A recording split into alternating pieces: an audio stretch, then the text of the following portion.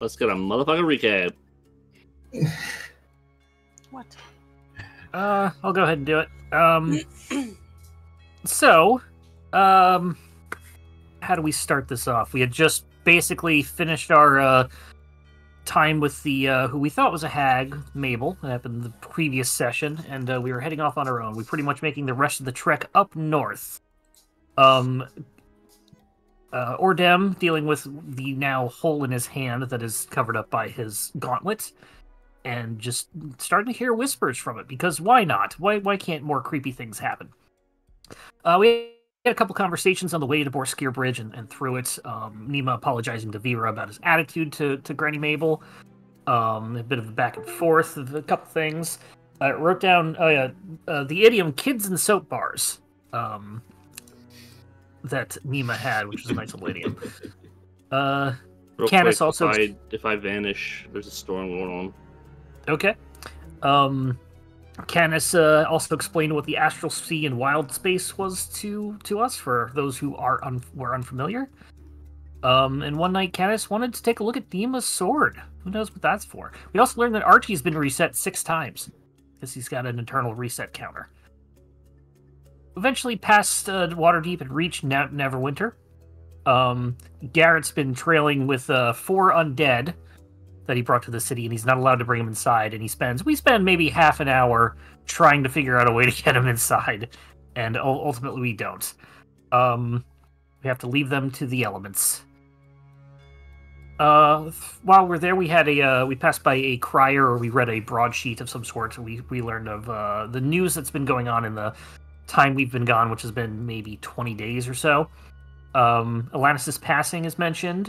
Rumors of the cult are all on there. Our group won the tournament. There's still news about that, and as well as like propaganda and a couple of shows and movies that were coming out with some interesting titles, which went too fast. I could not write them down, but they were pleasant.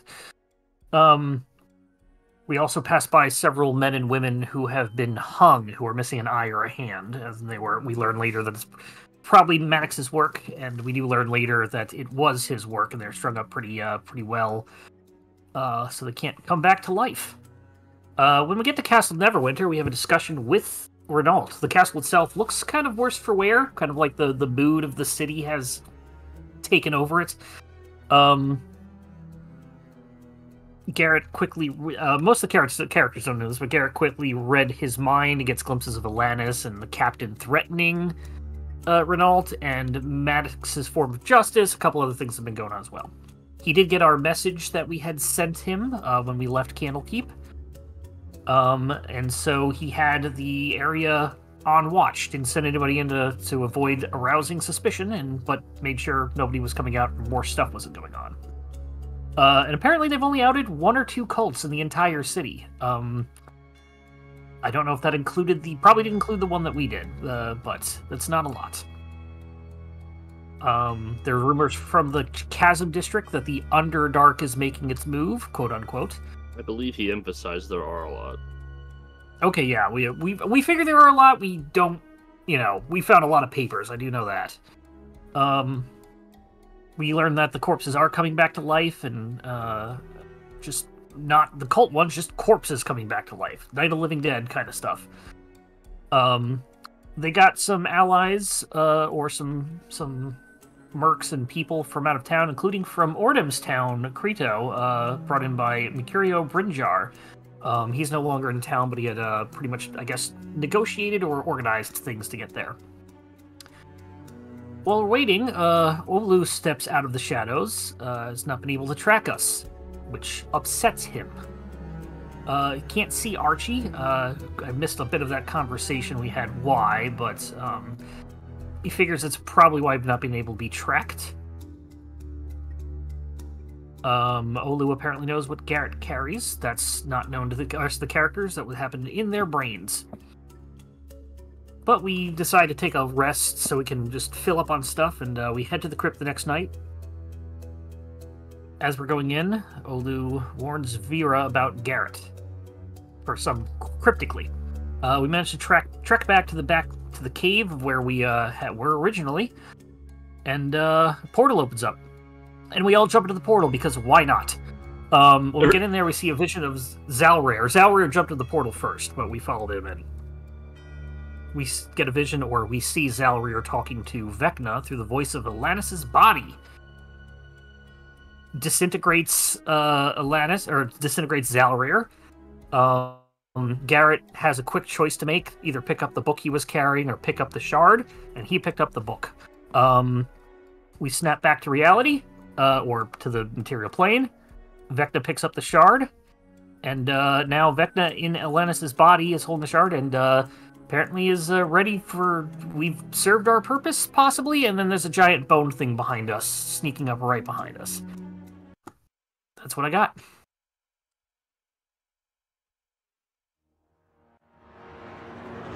Roll for initiative. Alright, everyone gets advantage on initiative. This is my aura. Oh, really? Yep. I don't think I Nice. need it. I got a nat 20. I don't think I need it. Oh, me too. Thanks, though.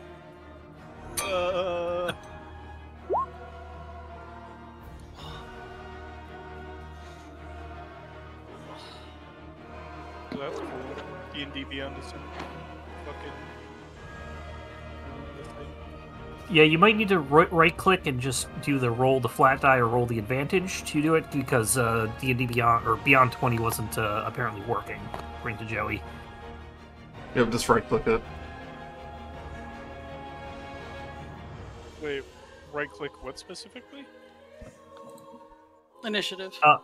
The pretty much the roll button on D&D Beyond, D&D Beyond. Then hit roll itself.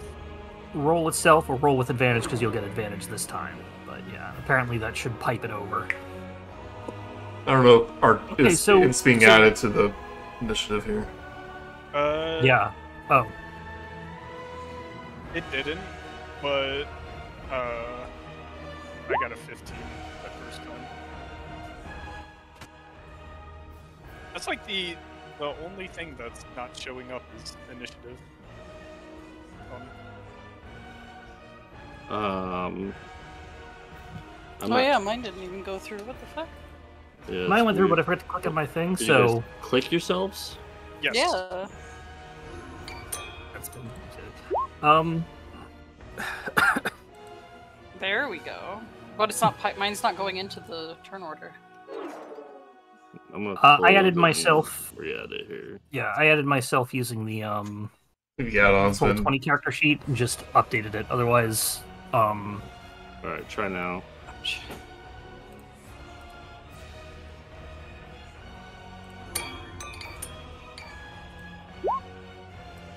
I'm gonna go on that, so I'm just gonna do it manually. Yeah, nope. For some reason, mine's not going into the character or into the turn order. You open up your I can roll see 20. it piping through, but it's not. If you open up your roll 20 character sheet, you can click the That's initiative fine. there, and it'll just add it. Or Phil will have to just mass add everybody. It's weird. I think they just updated D&D Beyond because it looked like they were going to have some downtime one of these days. And obviously, because Beyond 20 is a third-party app, that's got to be updated if they change something. No, I know. Okay.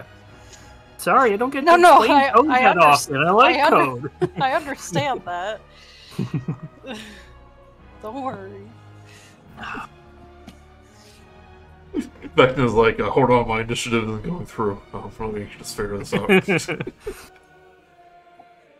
Aha, I have a ring of initiative evasion.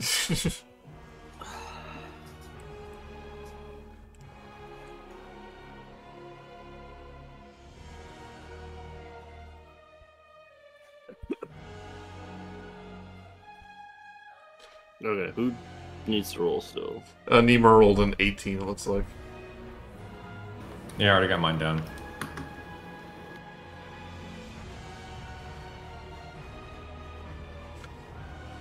Alright, Go to battle against Damn. Vecna, and we wasted our nat 20s on initiative. 3 of them!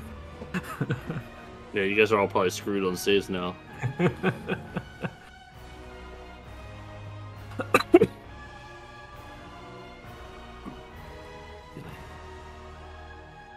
Okay,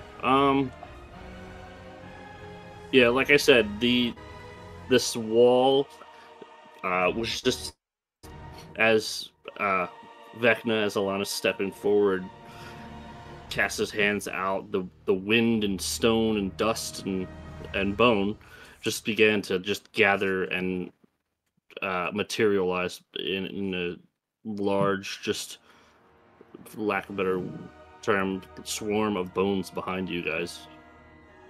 And as the turns begin, the bones themselves shift to kind of like just form just like what seems to be like a face, giving it some sort of life that it can tell where things are, but you can tell off of its main skull, just their skulls everywhere. You're not sure where the eyes actually are. But this thing's coming forward with hellish intent. And with its size, it's going to begin to move forward. Luckily, you're all very clumped up.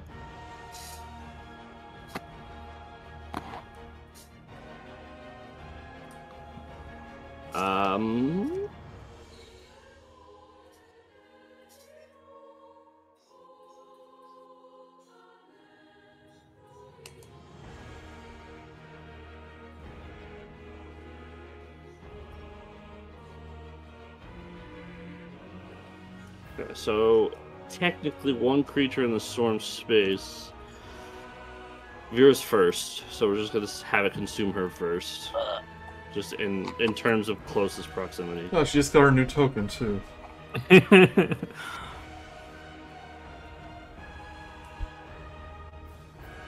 this just engulfs Vera. Give me 1 second.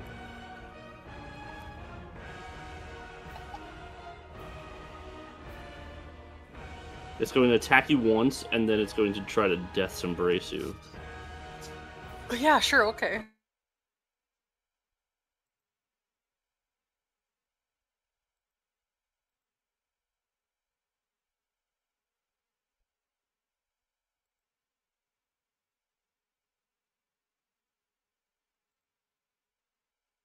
My lost internet.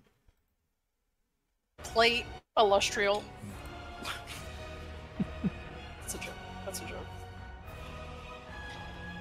Okay, so it's one of these. So you're just going to begin to get just swarmed, and the amount of it just as it swarms you, it just overtakes you with bludgeoning damage. You're going to take a high roll of 43 bludgeoning damage. Okay. And as it engulfs you, it will do the Death's Embrace here. What the fuck is that? Its second attack, more or less. You are grappled and restrained. Sick.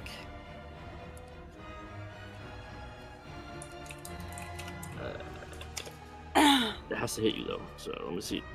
It does not. So you're not grappled and restrained. Oh, okay. But if you were, it'd be really bad. Yep. That's its turn. Oordem. See this mass come on us, and I see. You guys are pretty much standing atop of or stumbling over bones in every natural which way direction. Quickly turn to Vera. Alright, me as a player basically saying, you want me to teleport you out of this? Mm-hmm. You could barely see Vera as her hand kind of just like extends from the bone. Yeah. Alright, well, I'll do that then.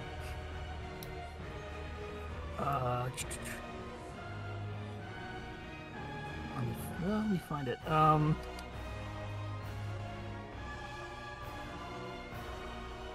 Oh, but everyone within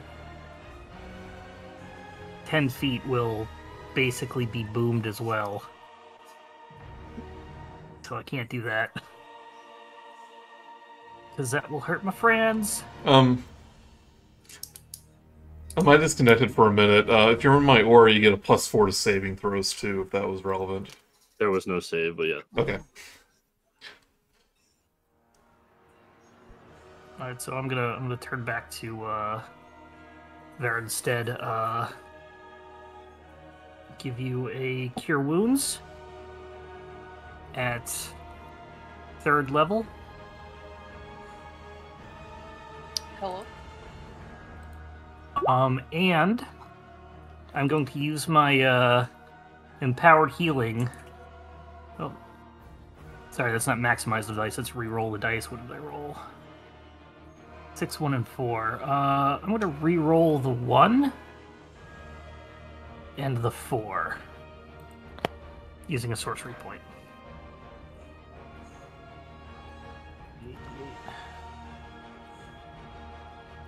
Hey, net games. Okay. You get a total of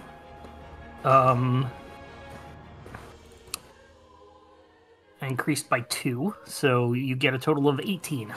Thank you.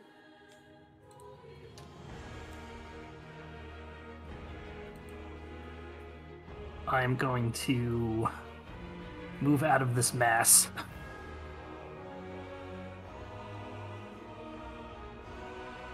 Up here, does it get attack of opportunity on me? It will try, yes. Okay.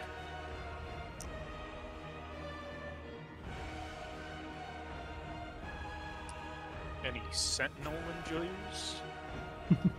It will swing for a 15. Misses. Okay.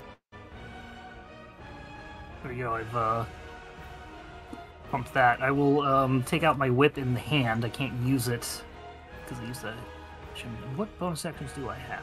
Nothing I can really cast right now. So that'll unfortunately be my turn.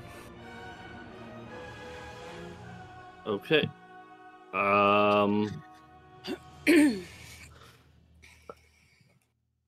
What the hell's my dog doing? Okay. Vera, you are up. Okay. I'm going to kind of push my way through and over the bone a little bit. Okay. Kind of stepping over here-ish. That will provoke. Yeah. 25. Yeah. This time around, it'll be more of a... Does it Does it he- get multiple reactions? Does that have multiple reactions? That's very true. Let me check. That's why I popped it. You're right. No, it does not.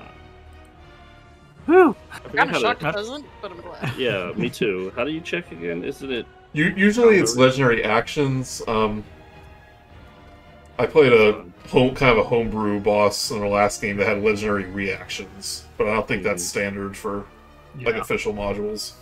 I think they were very, very strict on like reactions Yeah. not getting multiple because of how powerful that can be. Like Yeah. apparently Yeah. just breaks things. So Especially if it's like really powerful attacks.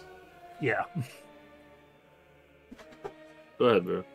And I'm going to look at everyone, and I'm going to free action shout, "We need to go!" And then I'm going to look at Archie, and I'm going to politely ask him to get us out of here. If he can. I will try my best. And then in the meantime,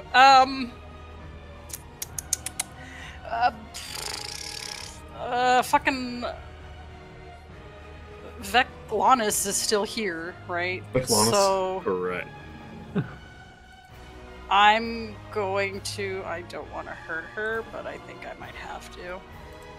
Just a little. Oh, it's bit. very clear. It's like a You- corpse, or just Oh, okay. it doesn't look much like Alanish, just akin in terms of like Okay. I use the token just to get that when it goes. Yeah. Okay. I see.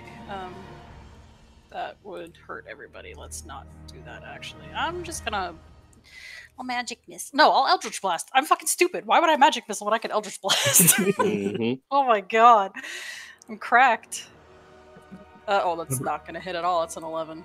2 rolls, remember. Will not hit. Oh, that's right. There is 2. Okay, so that Yep. was the first one. And at disadvantage. Disadvantage for what? Because you're in melee range of an enemy. Isn't that only if you're attacking that enemy? Nope. If you cast a ranged attack or spell within enemy within 5 feet, it's a disadvantage. The idea is that they're distracting you. Mm-hmm. Oh, okay. Well, then it's not going to hit regardless, so I'm not even going to bother rolling it. So. So anything else? Nope. Guess we should add... Sorry to backseat game. Vecna is up. He rolls a disadvantage too. Because it'll be too unfair. Oh, true. You're right. Things... for the moment, Vecna grips the shard, glaring to the large group of you. Things quiet down. And Vecna brings the shard up. And as he brings the shard up, there's just this immense, like, stress around you guys.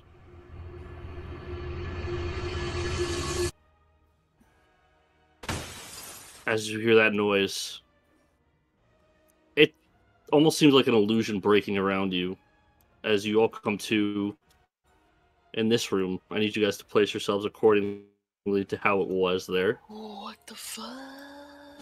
You're back in that area that was blackened with black walls and the visage of different areas behind him.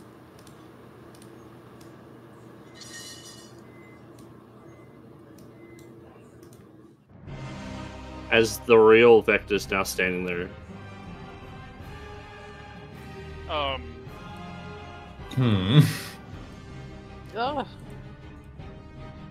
Oh, okay, that's a oh lot. shit! That's so cool. Oh, he's doing the Canis stare. It's not cool. It's not cool. We're not cool. He's stealing my look. Bro, he made the look. He was there when it was written. He wrote it! You fool.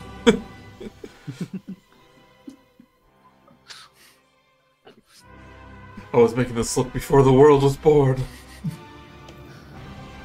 See, now I know that Vecna's stupid. He should have just like teleported us underwater and we'd all drown, except for me. Well, I think in his mind it wouldn't be fun. I don't think he teleported you anywhere. We were here the whole time. Yep. Oh no. Archie is now on the board, though. My boy. There he is. That's not a good thing. He's now a target. Of course he is. As soon as Vera opened her mouth, he was a target. That's fair. Do I just put in my original initiative? You should, yeah, go ahead. Alright. I'm not 18. I thought I rolled hot for the first time in ever, and then everyone rolled better than me. I'm like, alright, cool. We're just where I belong at the bottom.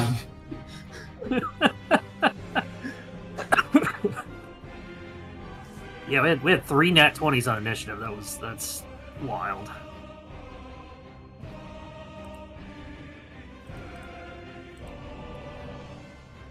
Okay, I think I got the initiative back in order here.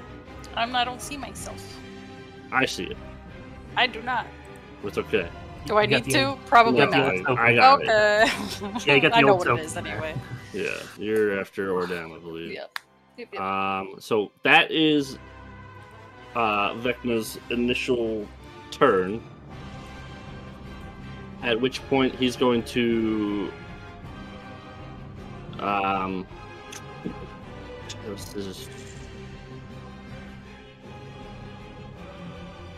he's going to begin to fly too as well. So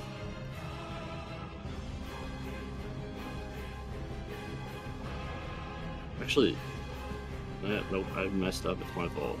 So he's flying and holding the shard at the moment. He will move up to this way, and then I realize dropping a illusion is not an action. It's just free action. He will cast Lightning Bolt in this direction at the bulk of you guys. Beep.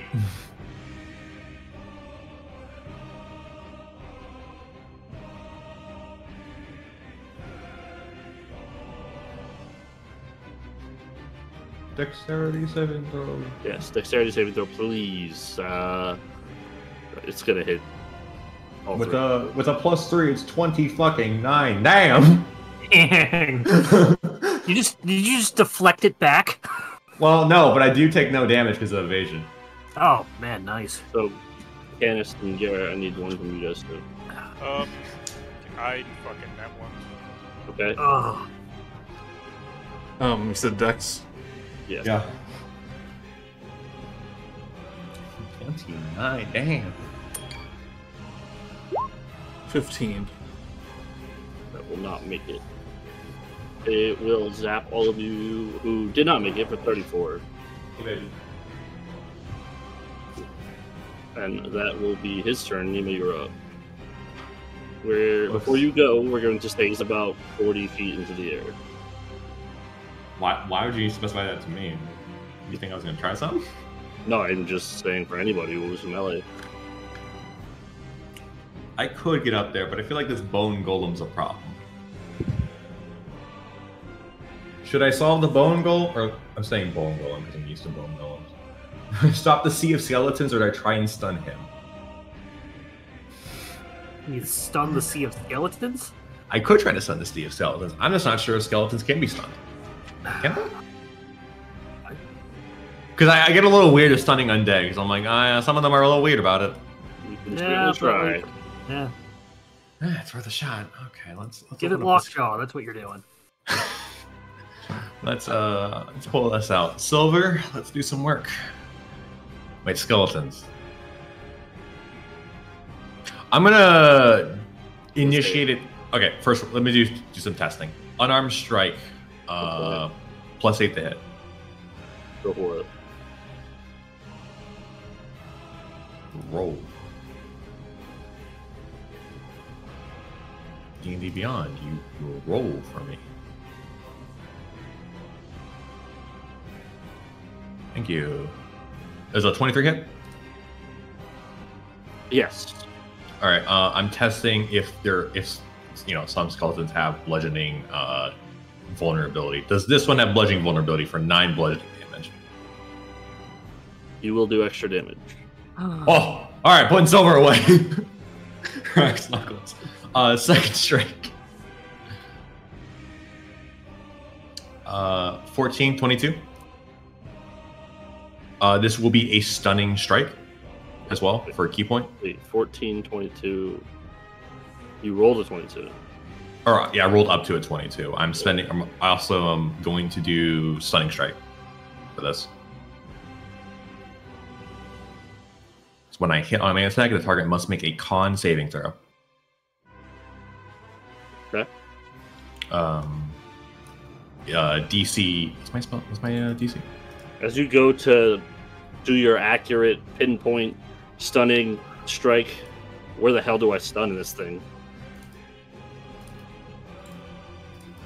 Stun immunity? Yeah. Worth a shot. Yeah, just gotta I'm not kind of just throw it gonna out. tell people.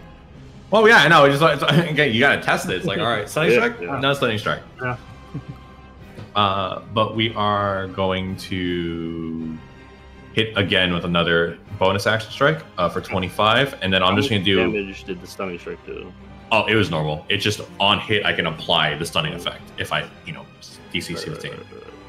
So I'm also gonna spend another key point for flurry of blows. Mm. So Yes, I'm just yes. gonna roll both Yes. 26. So 25, 26. I'm just gonna roll twice now.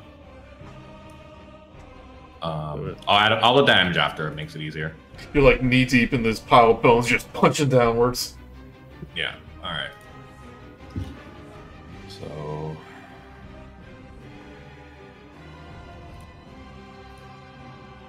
Yeah. Let me calculate the damage. So 9 plus. Did I do 3 or 4 attacks?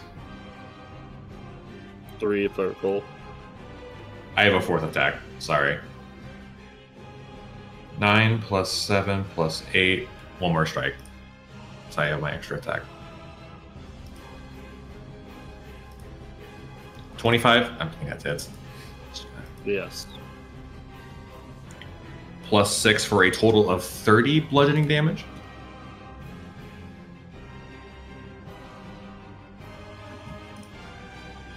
Here, Okay. cast Mage Hand.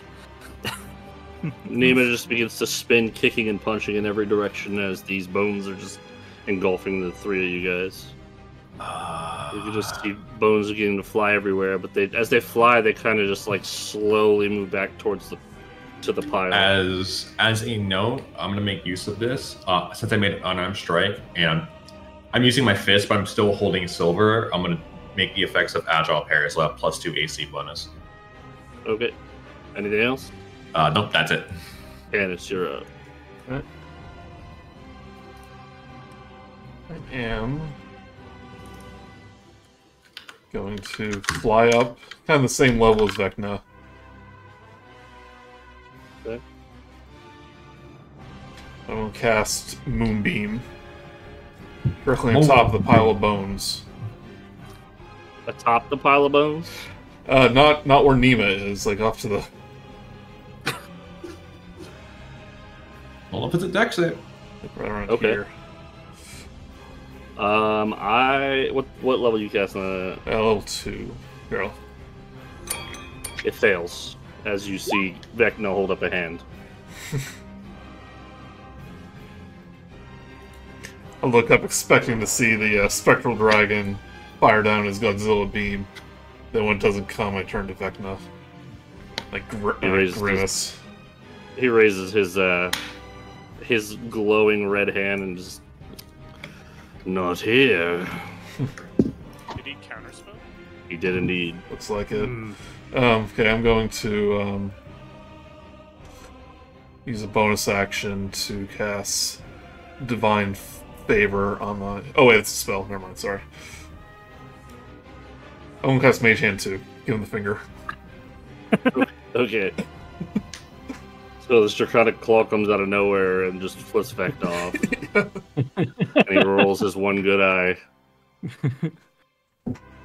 Archie's going to change his legs to wheels, roll forward, and he's going to pull this thing from him and hand it to you, Vera. Mm-hmm. Okay. And he's going to look up and he'll say, "It was always a one-way trip," and he wheels himself off in the direction of Vecna. Archie, no! Archie, no! The He Canis, stops here. That's his turn. And Garret, you're up. All right. I have a quick question. How hard does it look like Vecna's grasping the crystal? He is just holding it. Okay. I'd like to bonus action. I'm going to use my telekinesis to basically push or Well, you could grab the item individually, couldn't you? well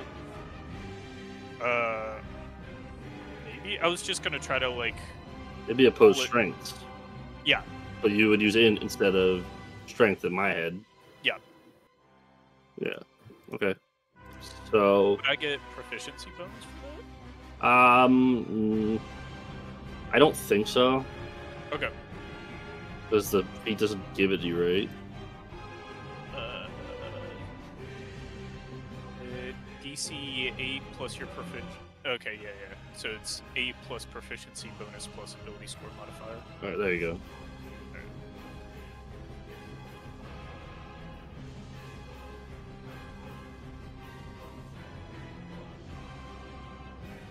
Okay.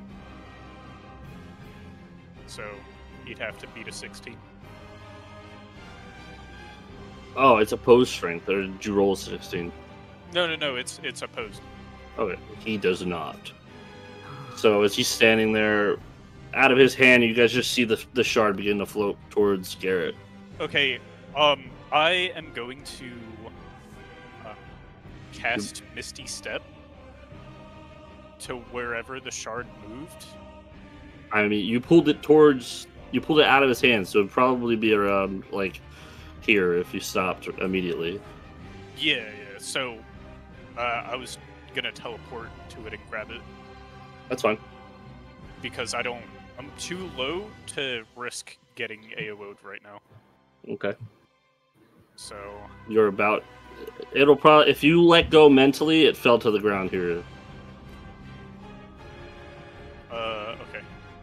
Well, he's up in the air. All right. So I grab it and I will fly away. So you Misty Step, fly away. Okay, that works. So now you have the shard. In hand. Shard. Does anything happen? At the moment, no. Okay. You just pretty much pass Archie, and Archie is just, well done, Master Garret, and he's moving forward still. At which point, the bone swarm's kind of gonna let out this sick sound, just like, and it's just gonna unleash on you, Nima.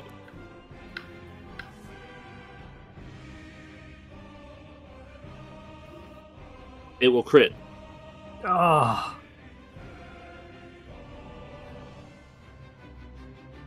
And it only does D8 damage, no bonus.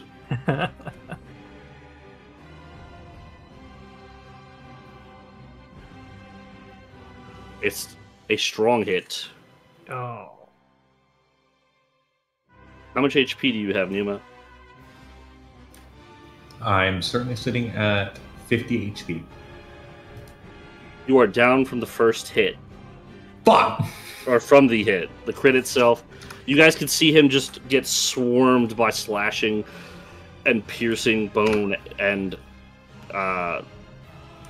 as that happens, you see him just kind of go limp in the pile of bones as it's spinning. So he is within the mass itself. It will begin to move to try and engulf Canis and He's head flying. towards Archie. I am Yeah. flying. Unless this Yeah, thing this is thing- like, unless this thing is huge. This thing can also fly 60 feet, Oh, okay. Oh. so it's just gonna take off the ground, kind of like a arched tube, and just kind of go after you. Oh, not fair. Yeah, Oordem, you were up.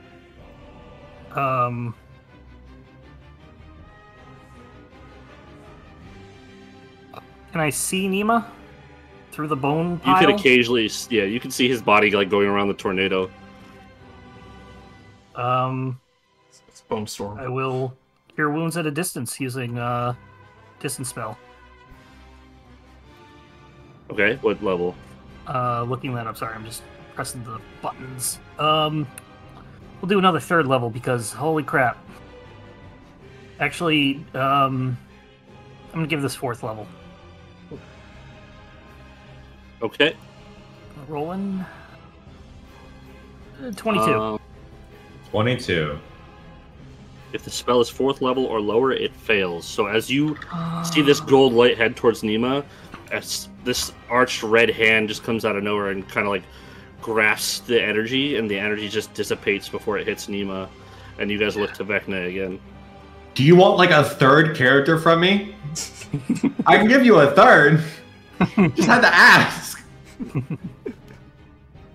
Anything else? I'm going to cry. Okay.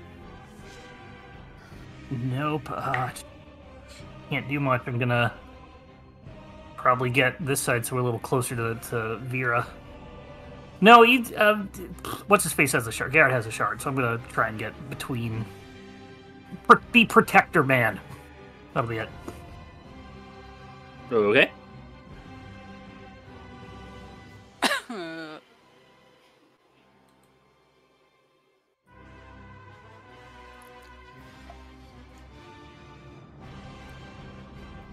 Anything else?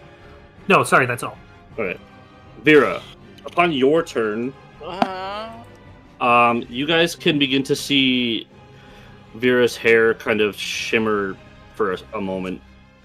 before at the base of her, like her throat and the crown of her shoulders, this bluish flame just kind of like engulfs her head, and for a moment all you could see within that bluish flame is just white, like searing eyes that pierce through the flame itself. Vera, you yourself can feel whatever's in your hand kind of, it feels like it's empowering you in a way. And as that happens, you begin to have what's the best way to describe it? You have, your mind feels expanded for like the first time in a while. You have access to, you can feel your mind expanded and your potential almost like it's like unleashed for a moment. Just in this moment, you have, I'm going to send it to you only. You have access to this just in this turn. You have access to those spells. Oh, okay. You got True Strike, cast True Strike.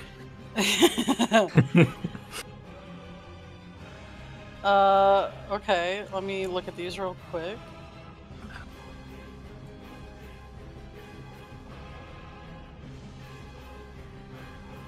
Oh. Okay. If you need to think about it. Yeah. A spell that's not on that is also, I believe, I was going to give you counter spell. Okay.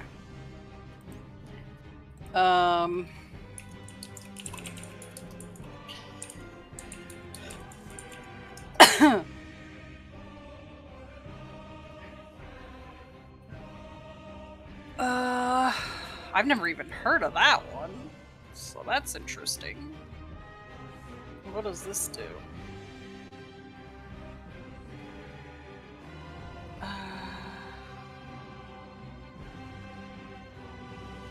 Oh. If you do not cast anything, something else will happen. You're not obligated to cast. Right. I feel like I could. Is it Fireball? It's probably Fireball. I feel like I could, if I wanted to potentially.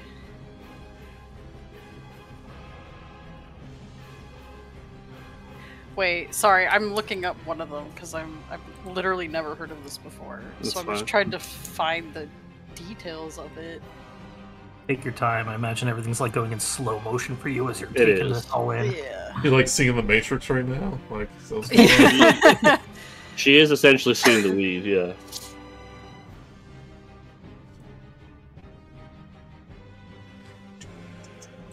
One of them on there is evident why Archie said that he is the beans to get back. Yeah.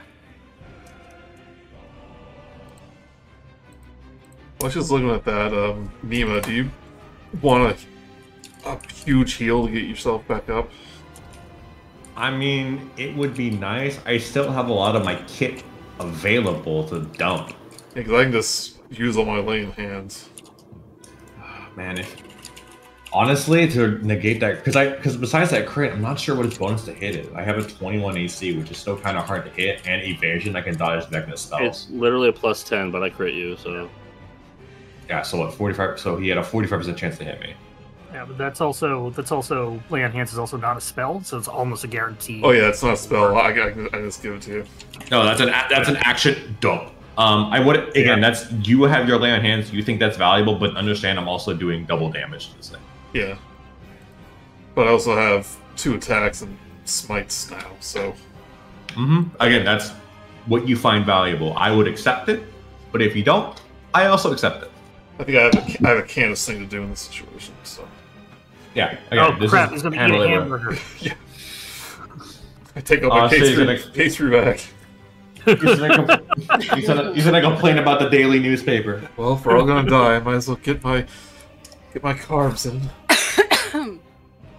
The Oh, magic God. fortune cookie from Spaceballs is in there. Saves the day.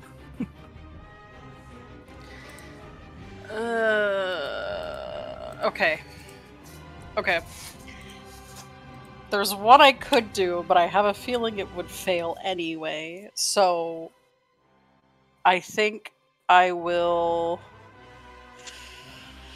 You don't know what level it's being cast at. No, I know, but what good would it do? I feel like that would just be delaying the like it would just be delaying things. Do what you think is right. Okay. I'm going to Vera's going to move inward closer to everybody. If I'm able to. Okay. Just to about here-ish. And oh god. Yell out for everybody to come to me. As she yells out to you guys, you hear what sounds like 1,000 voices coming from her direction.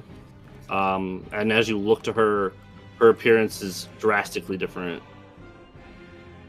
As her forms kind of shift at this point.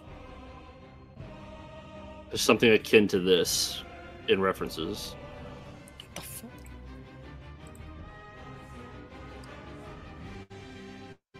Holy shit! Space robot elves are the coolest. It's there's a mini of it. Oh, that Kind is of sick! Get an idea. Is this the thing you fight in Doom Eternal? No. So she calls out, like I said, in like 1,000 voices. And she says, "What?" Come to me. Okay. My X-Men. That includes Archie. Come to me. At which point, Vecna is up. And he's going to look concerned for the first time. Hi, how did this come? Yeah, exactly. Where the hell did this come from? And he's going to attempt to cast a spell on Vera. Mm-hmm. I need you with advantage to make a wisdom saving throw. Okay. Did Vera get an action? Did she do anything? You get bonus for being near him. Counter spell. I casted a spell last turn. I can't. No, It's no. still a reaction. Vera. Oh. You just can't use a reaction again until your turn. Vera. That's a 19. A 19. Not gonna.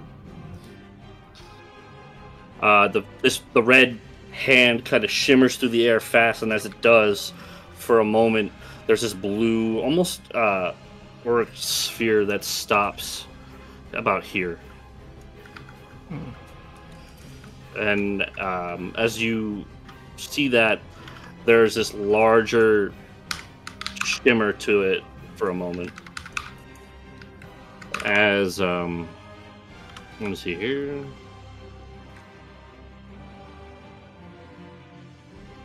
Archie's hands are extended, and this barrier kind of erects itself. My boy. He can't fly over it; it's too high. So he flies up to it and kind of digs his finger through it for a moment. You can hear sparking and just arcing power coming from it. Nima's down. I need you to make me a death saving throw. Woo! Oh, right. This is a different group. Forget we don't do that here. Someone plays the hardcore rules. Yeah, no, my DM does it behind screens and just says figure it out. Oh, He's funny like that. He's down. No. Down one. Down one. Not down two. And as he comes spinning around this tornado, Canis, as you're kind of holding your yourself as best you can. He comes in your direction, and what would you like to do, Canis? Canis sees this, basically just a kid lying unconscious being beaten up by this bone storm, hearing Vera say, "Come to me." Can I grab him and then, like, fly down with him? Yeah. Would that be a free action? Grabbing him would be your standard action. Standard action. And then flying down. That's his movement. We could say you kind of lined yourself up to catch him. So we'll say bonus is gone. So you have your standard and move. Okay, so I don't have an action to do anything else. No, you do now, because you've been planning it. So you're kind of like waiting for him to come around, and as he does, he slams into you and kind of knocks you out of the bone. Mm-hmm. And you're able to do a standard and a move.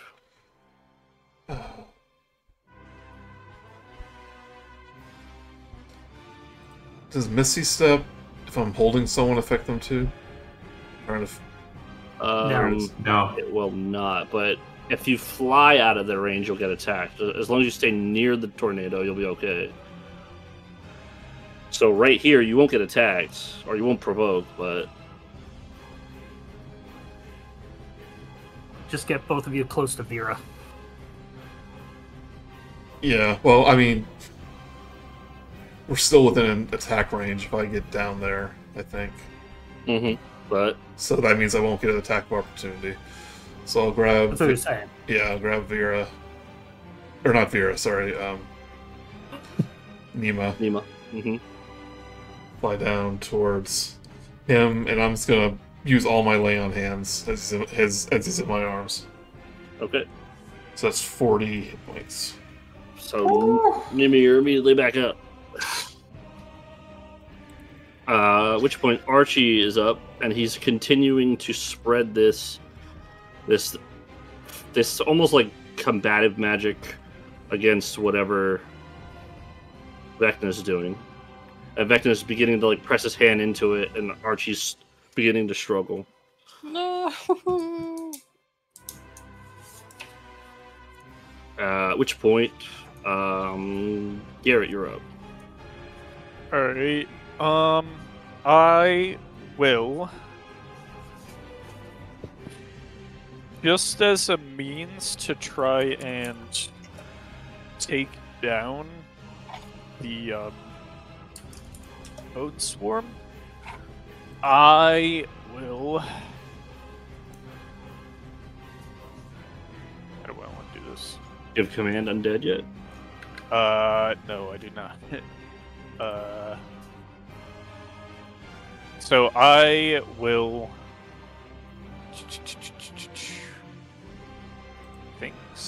I am going to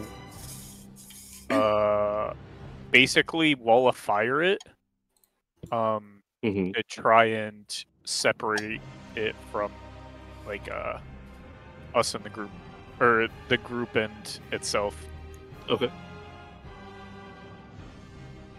So I needed to make a dex save.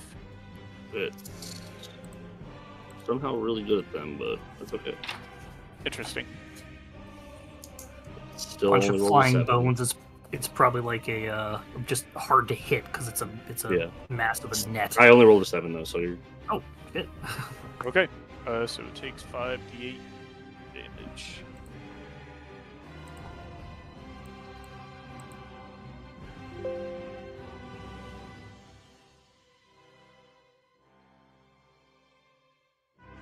(21 fire damage). 21 fire damage. Okay. And I'll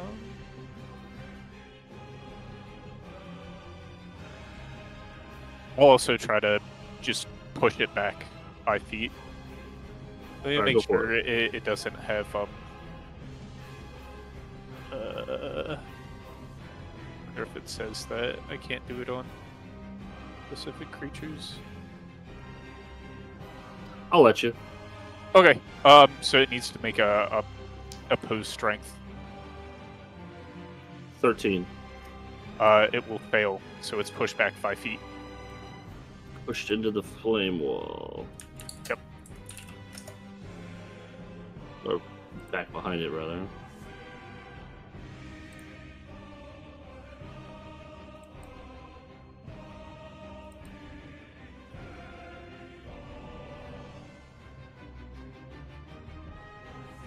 I would make it longer to try and hit Vecna as well, but I don't know if Archie... The wall's stopping it. Okay, yeah. I don't have... What are you looking for? Oh, here we go. Never mind. It kind of... Oh.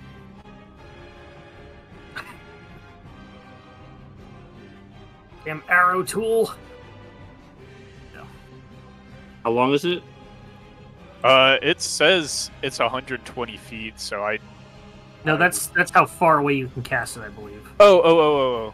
As I was. Probably 30. 60 feet long, 20 feet high, 1 foot thick. Yeah. Oh, it was close. Or I could make it a ringed wall. That sounds pretty cool. I think what you did is fine. Okay, yeah. Alright. Going forward, it's going to... you're going to hear Vecna yell for the storm to stop whatever is going to happen. Stop whatever they're doing!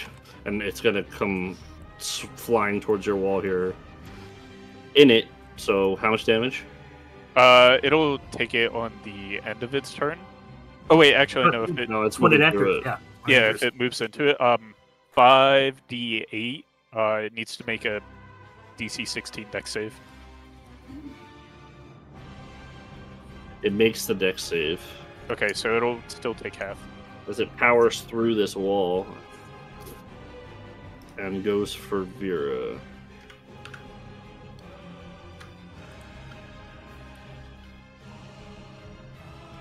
It'll take 8 damage. Okay. Yeah, I rolled 19, but it halves it.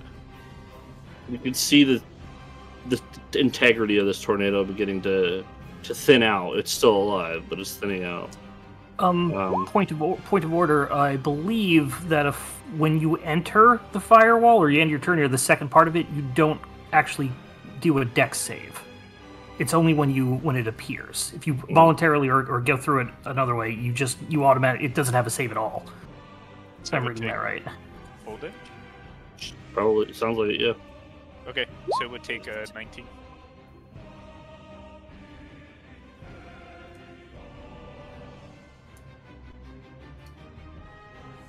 Yeah, I played Madly a lot, so that kind of came up back when I played him.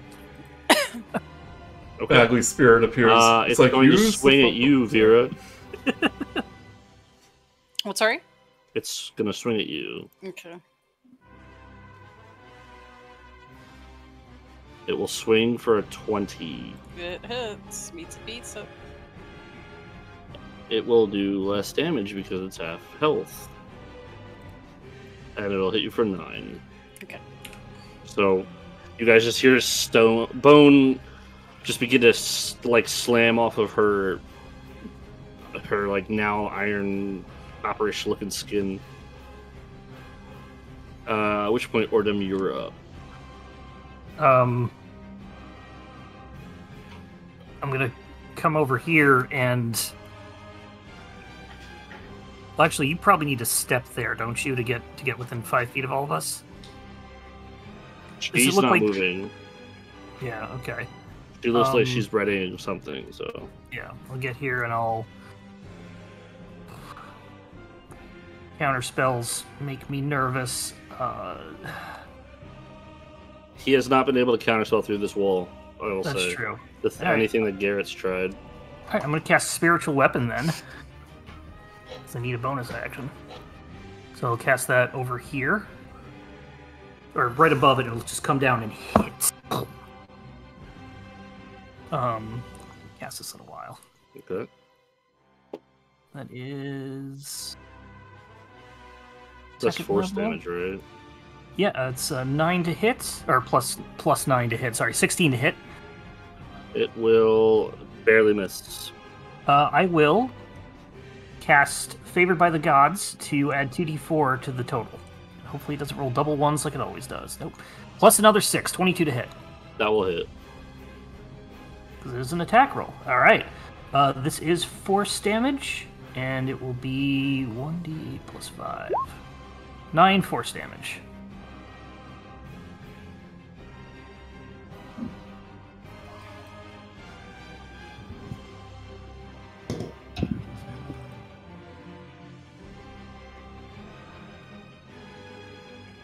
Still there? I am. So you did 9, you said? Yep. As your fist just plows through the bone, you can hear the bones rattling off into the distance as they kind of rattle back towards the entity itself. And I'm going to go ahead and use my whip as my other attack. Got some breach. Okay. 5. It's apparently hard to whip just a mass of bones. You're using your whip, right? Yes. So as you draw your whip from your belt, the fire on your horns begin to flare up, and the whip feels heavier as it just kind of shifts and hits the ground. As it shifts and hits the ground, you guys see his whip from the iron hand begin to burn, and as it burns, it shifts into this spiked chain.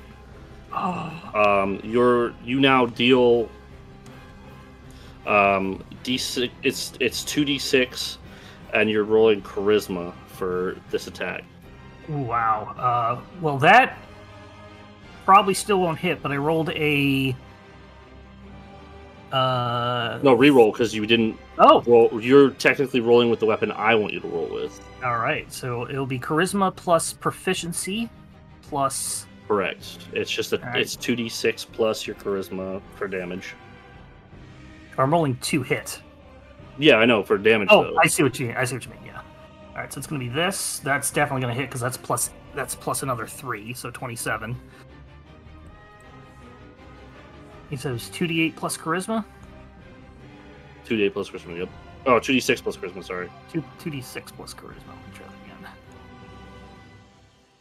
It'll be this plus 5, so 11. Okay. So you have a choice, normally with the whip.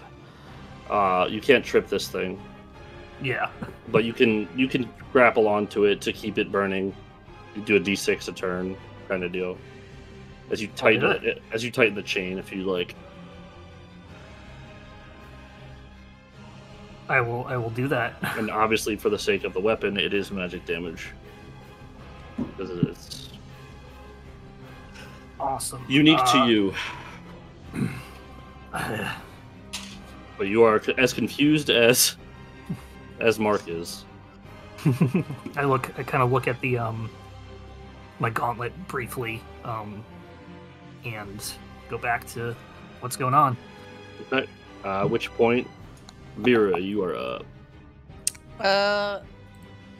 Well, everyone's around me, right? Within distance, I would assume. Within reach, yep. I will use teleport without error. Within the moment, you all gather up. Canis reaches out to grab Vera. Oordem's standing within range. Everybody's close enough that you'll grip each other, and Vera nods, and just through the flames, you guys could just see Archie for a moment as he presses the shield that's continuing to crack. Archie just turns back, and you can tell it's been an honor. In a flash, you guys are within the sanctum. Victorious? but down one little robot. And as you guys come to in the sanctum, Vera, your form is back to normal.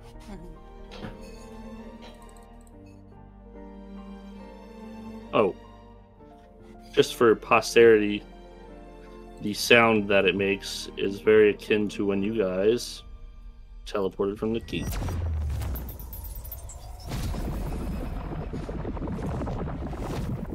You hear Vecna go, no! Exactly. The very end of it, that's all you could hear is just his screams before you just come to on a scorch mark in the middle of the sanctum. Yeah. Leave a huge crack in the floor. Exactly. Fall. Vera, as you look down to the orb that Archie gave you, there is almost like a best way to describe the sword. Ooh.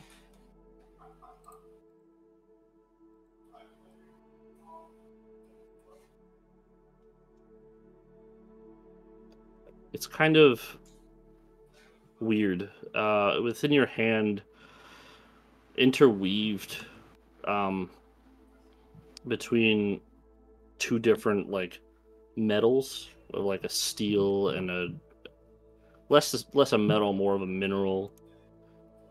Is like a golden swirling saber. Ooh. It's akin to this one in the middle.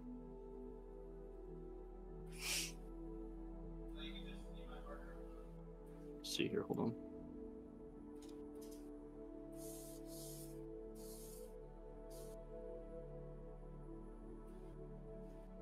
Very reminiscent of not only Lady Illustrial's colors, but also Archie's design.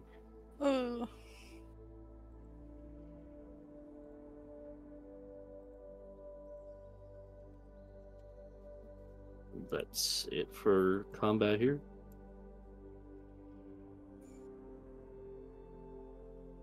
And as you guys come to with the book and the shard and the cracked floor, you guys look around and you're safe and you're not in wherever the hell that was. And coming down the stairs, you can hear the quickly paced footfalls of Lady Illustrial, and behind her, Mordenkainen, as they come in and... Is everyone okay?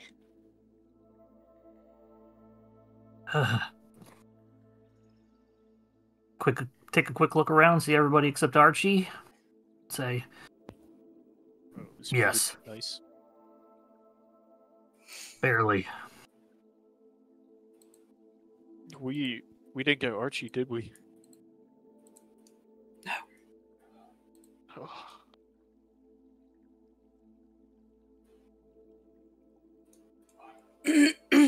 And I'll look at Illustrial. She just walks up and begins to help whoever's on the ground up. Please, if anyone requires healing, just let me know. That would actually be quite nice. Nima was injured. I'll send for potions.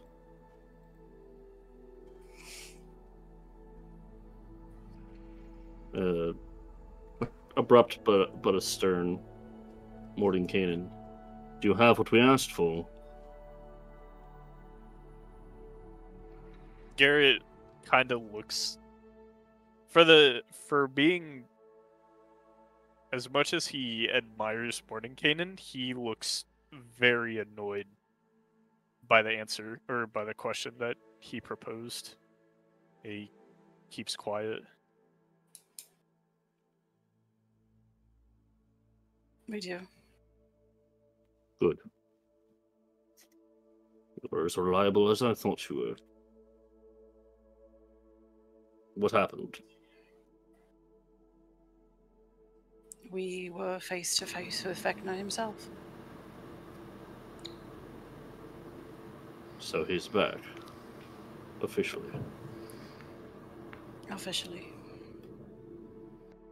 And I'll look at Elestriel again. I'm sorry, Archie remained protecting us.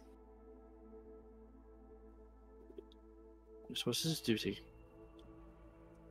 He would just be happy knowing that you all made it.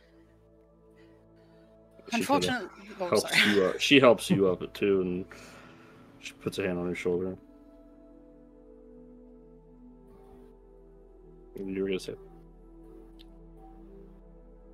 First of all, before I say anything, do I have any recollection of my? Okay, I do. Okay, I'm just gonna sit on that for a minute.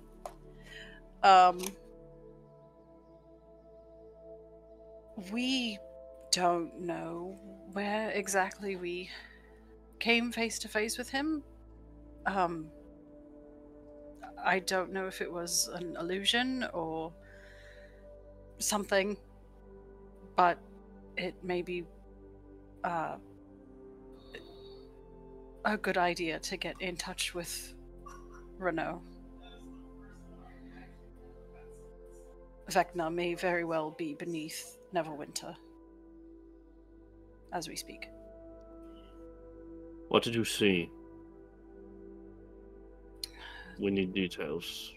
Lestrel kind of puts a hand up and give them a moment. You all need to rest. We won't force anything out of you. Luckily, a friend of yours has arrived. And as she says that, you can see standing, just leaning against the railing of the stairs, mildly concerned, is Atasha. Oh. As she's standing there, and it is about time. I'm glad you're all well. Sorry, we got held up. Traffic. Yes. The book Yes. was taken from Candlekeep. We had to track it down. It looks like you found it. Mordenkainen says, looking towards Garret. Yeah, we did. Well done. Lestriel stands up in class. Enough, everyone, please. All of you can find your way to chambers upstairs. You can rest. We'll come for you when you send for us, okay? Just in the meantime, she walks over to you, Garret, and she looks you over before ask. It's very clear she's making sure you're okay before she asks for the book. May I, please? I haven't gotten a chance to read it myself yet. Do you mind if I take this back to my chambers for the night and I'll give you it tomorrow? Of course. Thank you. But you can tell Mordenkainen puts a hand out and just kind of covers his face but he doesn't say anything. What? No, he doesn't say anything. Well, no, but Garrett's seeing that. He's gonna ask him what. He just fingers to his lips and he personally raises an eye and just shakes his head. Nothing. Garret just squints his eyes. It would be a pretty funny time to detect his thoughts right now. Which is, of course, something that Garret would do. You are met with an overwhelming opposing force of resistance, and he is immune. Oh, okay. Alright. Nice try. You guys kind of dust yourselves off and make your way for the stairs, I'm assuming? Well, you guys could really go whichever way, wherever you want at this point. You could stay here, you could head to the tavern, it's up to you.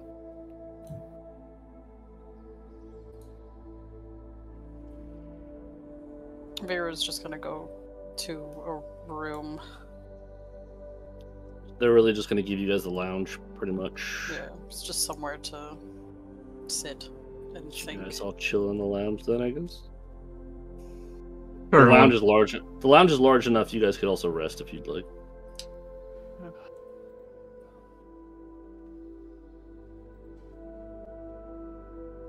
You know, Garret just kind of like chalks up. Even though I did make the wrong decision at first, I still did end up getting the shard. You did. So, good work back there, everyone. Some of us, more than others, it would seem. He kind of eyes Vera. Yeah. It looks like she's taken something. Or it is something. I'm not quite sure. I wish I could tell you. So, you had no idea about that? Don't you think if I knew about that, I would have done it already? I don't know, actually. Your guess is as good as mine. She kind of like, she's sitting with like the blade like in her lap. Like holding it, but it's like in her lap. I guess it has something to do with this. You want me to identify and see what it does specifically? If you wish.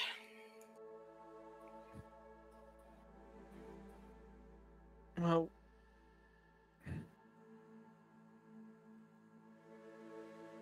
I guess I could do that before I start this book and all. That way you can go and get some rest, even though you don't sleep, you know. Well, not the same way you do. Yeah, of course not. I'm a bird. You're a...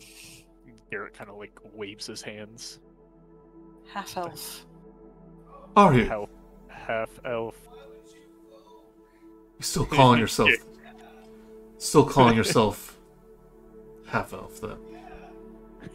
That is what I am, so yes. Some sort of magic has nothing to do with who I am as a person. Doesn't magically change my race, I think. Oordem will kind of like do a quick side eye over at that comment, and then just go back to looking at his hand. And I assume his whip is still chain. They kind of disappear. It dissipated after a bit. Okay. But it is your weapon moving forward. Okay.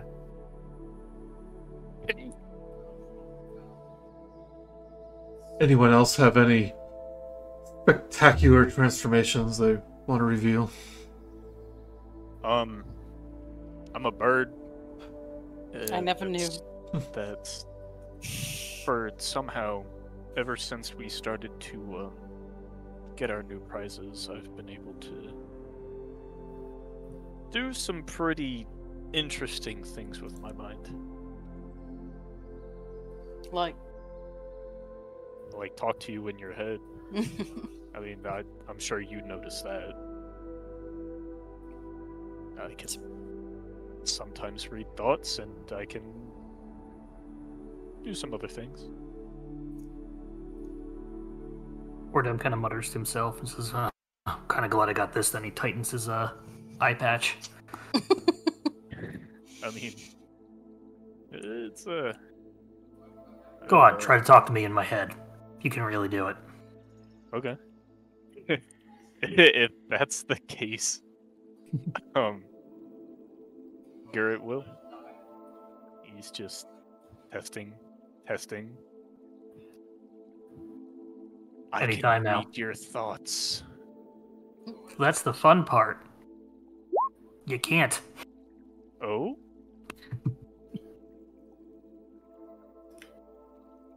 Magic eye patch makes it. Yeah.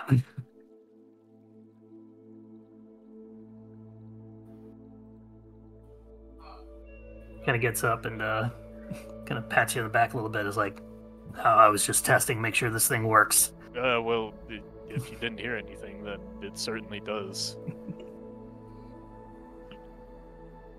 That's actually a pretty interesting thing you got there.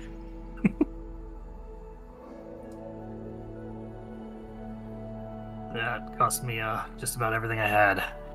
Wait, you didn't get that specifically just because of me, did you? No, I didn't know you could do that. Kind of got it because, well, hoping it would work against Vecna and anyone else that might do it. I put it on in clarity. Seemed quiet for a moment. As long as you don't have any more voices talking in your head telling you to go to a giant vine plant creature, I'm sure that'll keep us out of more trouble. Yeah. You haven't been quite the same since that night that happened. It was traumatizing. Didn't you make a deal with something? Is my memory fuzzy at all about the situation, Phil? You do recall making a deal with it. I don't know if we like the characters would know that. I thought Mabel said. Mithra said that he Yeah. had a deal. Yeah. Mithra did indeed hint at it, yeah. He looks confused a little bit and thinks back. Your horns. Maybe it did. Bigger than before. They're on fire. And it goes up and feels them. I imagine they're starting to grow their little spikiness. Little jaggedy thing. Yeah, it's not at completely this transformed, point, but they're starting. At this point, you're as transformed as you want to be. Yeah, they're starting. It's starting to. I imagine the change will take probably a little bit of time, but he kind of puts his hands up and feels them, and is like, well, I think that's why I had trouble in the cave before.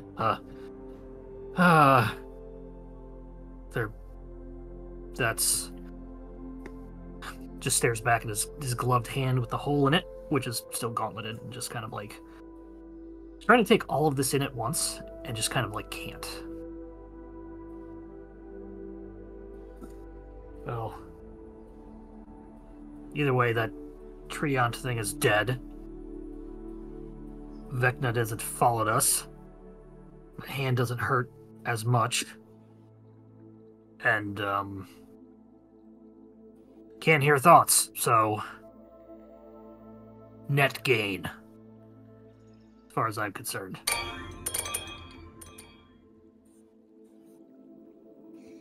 Well, I'm glad you're being positive about it. I'm gonna start casting Identify on the sword, by the way, Phil. Okay. Casting it as a ritual. You're in a safe spot. I think you could just cast it. Okay, sure.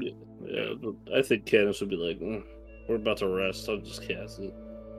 Don't bother wasting 10 minutes. Canis, or Garret walks over to the sword, and the sword kind of just at this point propped on the lap of Vera, and as you go to identify it, it is a sword. You have heard of packed weapons, but who it is to and the age of this weapon, you have not seen anything. What's that supposed to describe it?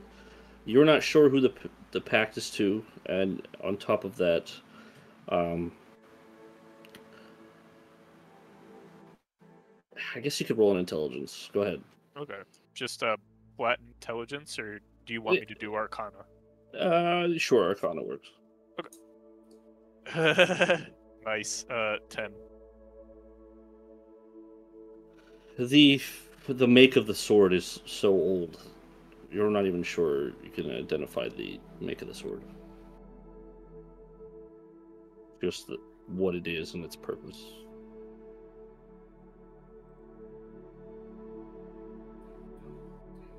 Garret just looks back up to Vera. He's squinting. So he can tell it's like a packed weapon, right? Correct. Packed weapons are often sentient. I'll like poke it a bit.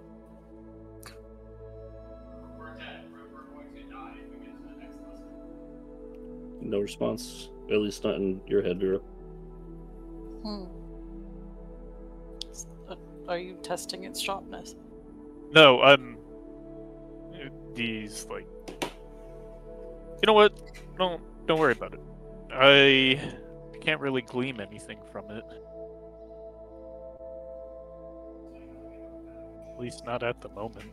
It's kind of a weird little artifact you got there.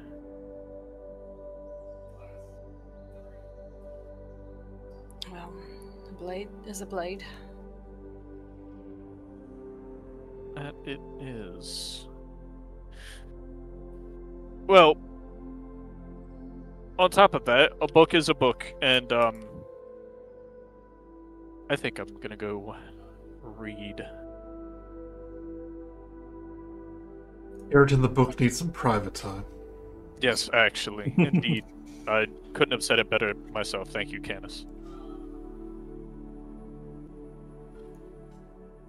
I'm quite intimate with my books, you know. Oh yes, thin walls. I know very well. Oh yes, of course. Don't mind the yeah.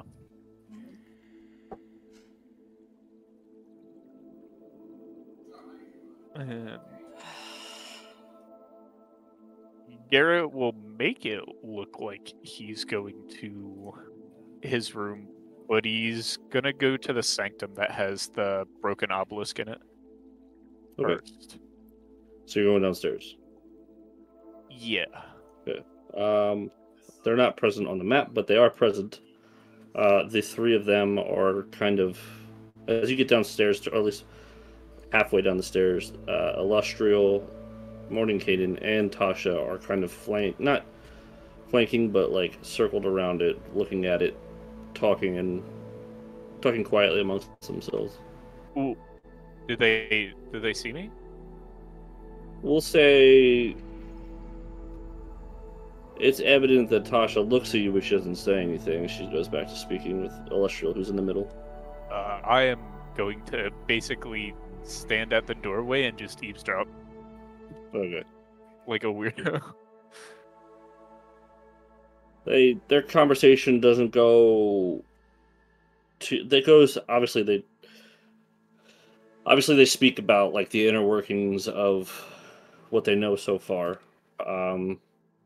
It's some sort of obelisk of transportation. Where it goes, what it does. They then get into the pretty much without much more detail from you guys. They'll have to wait till tomorrow. Without much more detail, they can't 100% confirm anything, but they do make mention of wanting to read the book to confirm. And as you go through the book, there is the book details in great detail.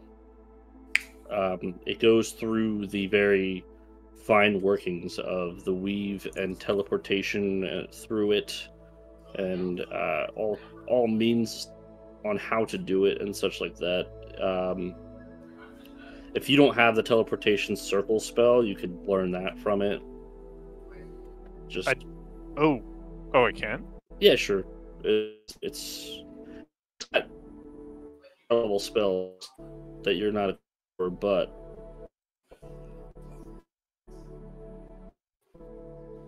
Okay. Do I need to pay for that? Oh no, we may have lost Phil. here, I forget what I did this time. Am I choppy? Yeah, a little Yeah, bit. getting choppy. So I'm gonna read the internet though, so take 5. Okay. okay. Should help. Am I good now? I'm good now. It's okay. Yeah. Just a hiccup, I guess. Oh yeah, you're I fine. literally only have internet problems when I play D&D. The least It's intense Vecna. thing. It's the least intense thing I do. Bro, it's Vecna. He's So yeah, the fucking dickhead. Without internet, they can't find me. We're going to win. We're going to DDoS their server. It's a VDOS. DDoS.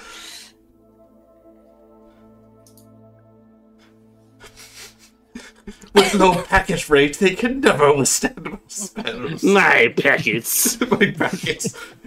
My mighty packets. But yeah, eventually, you could add teleportation circle. I believe that's the one that lets you teleport to circles. You know. Yeah, I don't think I'm high enough yet to learn. Yeah, once you're high enough, you can learn that. Okay. Also, you guys all level tonight Ooh! on your long rest, so you should be 9, right? Yeah. Yes. Okay. We will be, yeah. We're getting very close to the book, so that's good. Yeah.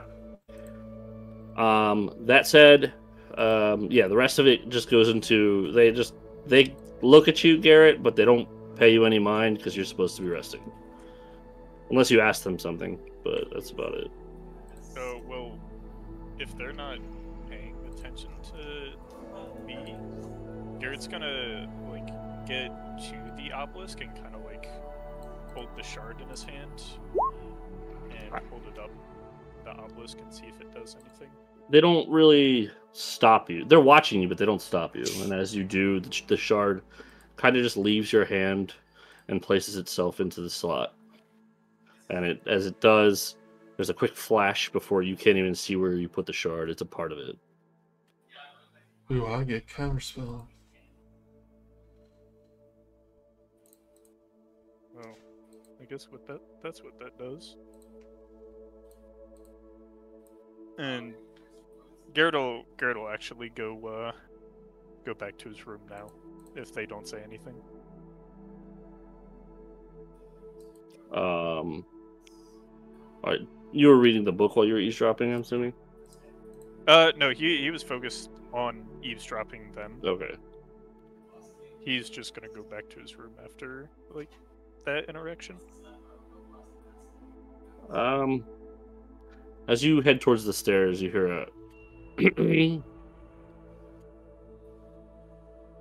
He'll turn around. It's Morning Caden, and behind him is the two ladies. Please let me have the book. Lady Illustro said I could read it tonight.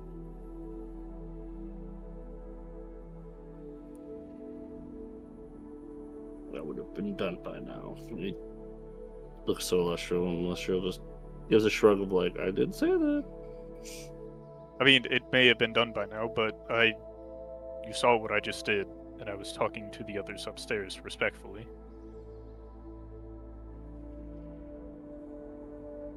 He doesn't put up a fight. It's just an awkward stare between 3 of the greatest wizards to ever walk the earth and you. Yeah, and Garret will be on his way. Okay. You hear them kind of shuffle over towards the main area where everybody sits, and some of the other droids that aren't Archie kind of begin to serve them tea and stuff. It looked just like him. They, yeah. So Garret comes upstairs, and pretty much the sanctum and whatever you guys want to do is up to you until morning. If I'm able to find Illustrial, I would like to speak with her. As you come down the stairs, you see her kind of almost exactly like the picture in general that was posted. There are a bunch of you can tell her deep conversation, and she's seated at the couch far end from you as you come down the stairs, and Mordecai and Illustral just kind of Mordecai and Tasha. Illustral stop, and they look in your direction. Illustral gives you a smile. I hope it didn't wake you. No. If you're busy, that's fine. I just had question or two that I was hoping you'd be able to answer. Of course. Have a seat. She motions across to the couch.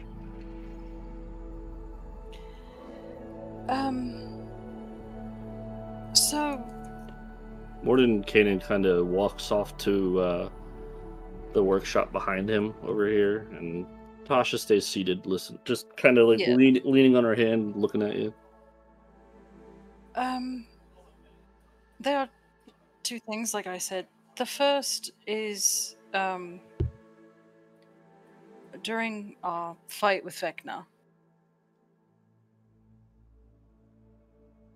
before Archie put up a shield to protect us from his blows, I suppose, he handed me an orb.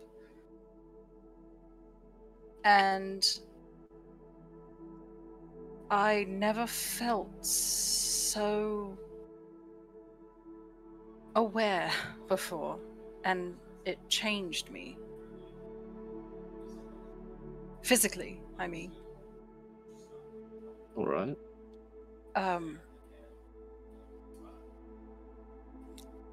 I suppose I kind of looked like an automaton. Well, my dear, Ashchandon, you don't know? No, but I'm thinking it might have something to do with my second question. Of course. At one point, Archie, we had met with Olu, in Neverwinter, and he was upset that he wasn't able to track us anymore. We figured it had something to do with Archie. And Archie said something. It caught my ear. I didn't ask anything about it because we were so preoccupied with Vecna. Can you tell me what the Romani are?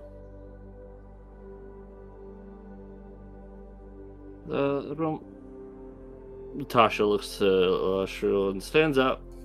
I'll give you all some time. And she walks off to Mordenkainen.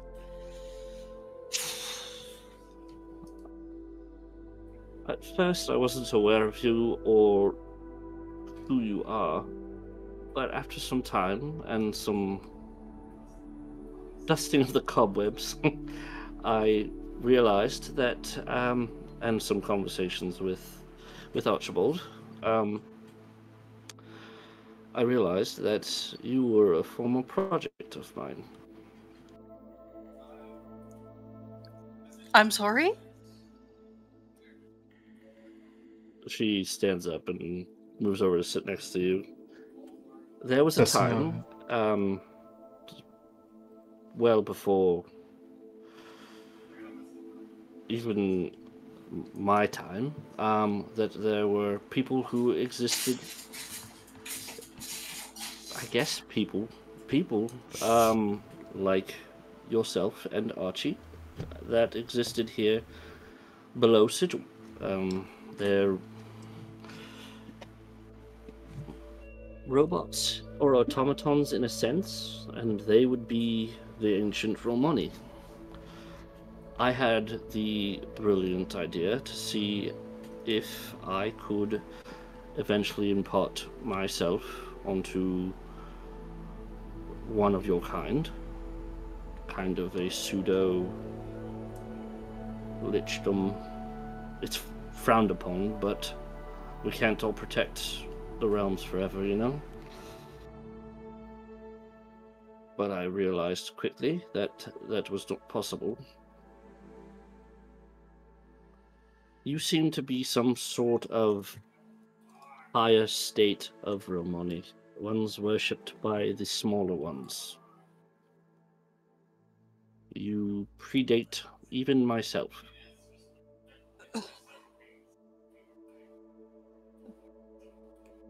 I know that's a lot to take in, but I also know that you are somehow bound to the Lady of Pain.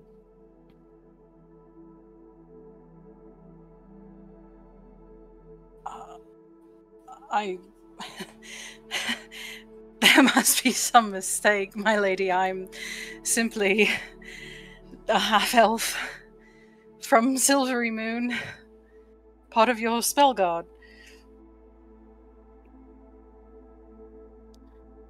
A gift from the Lady of Pain herself.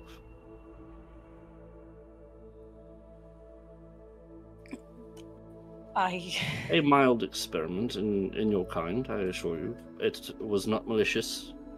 Just a means to see what you were capable of.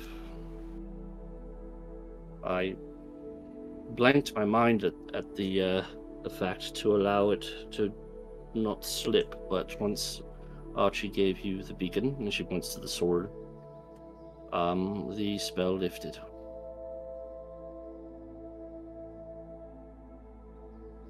I had many interactions with Olu, and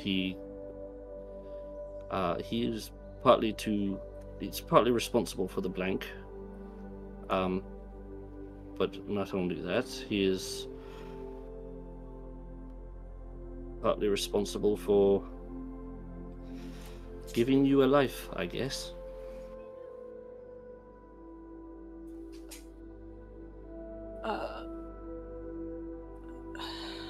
Otherwise, when he found you, you're directly in service to the Lady of Pain herself. Found me? I'm not sure how old Olu is, but he offered you as a gift, so to speak. Just a show of good graces, more or less. He kept you in excellent condition. I guess that makes sense as to why he acted so odd.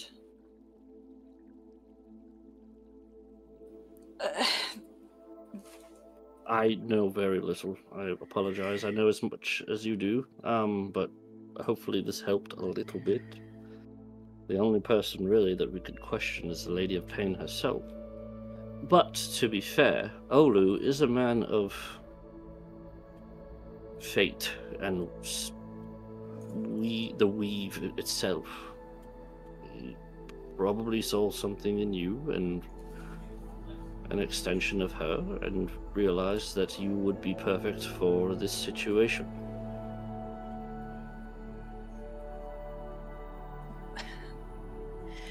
She did stop Vecna before.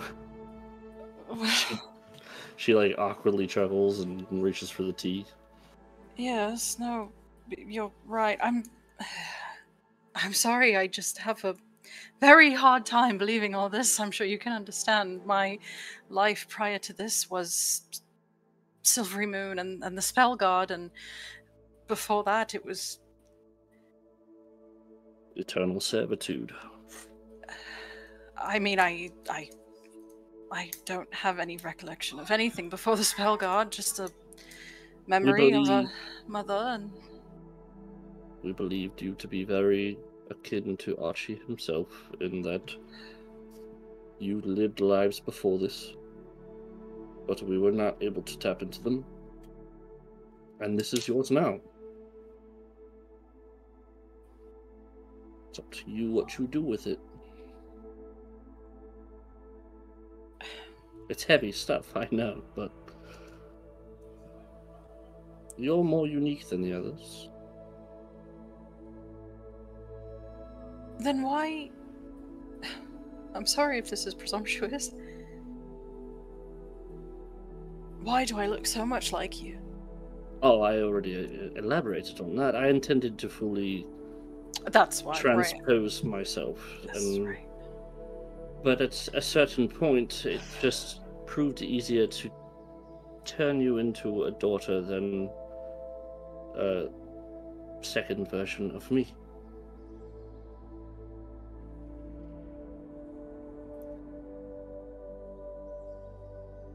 That makes sense. That makes a lot of sense. I'm sorry. You have nothing to apologize for, my lady.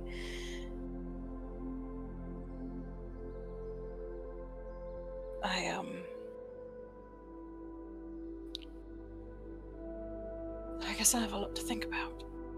I won't be stopping anything, so please don't. She puts her hands up. Don't worry about that. You're more than welcome to do whatever you desire. And we are not keeping any of you here. No, but I'm just sure that the threat of Vecna and him bound to your very essence is to everyone's essence. No, I intend to finish what I started. Not just for me or for you or the rest of everything. The multiverse. Yeah. Well, you have lots to think about, and yes, thank if you. you have any questions, I'll try to answer them. But anything beyond this life, I'm not sure. No, that's fine. I'm sure I'll figure it out. She just smiles and just pats your knee. Well, thank you. You're more elven than most of us, that's for sure.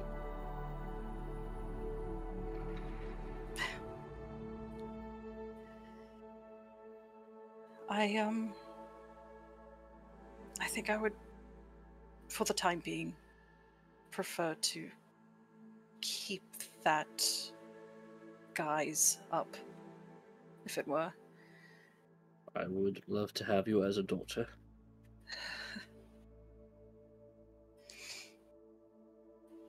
I just don't know if I'm ready to tell everybody yet. You understand? It's your life.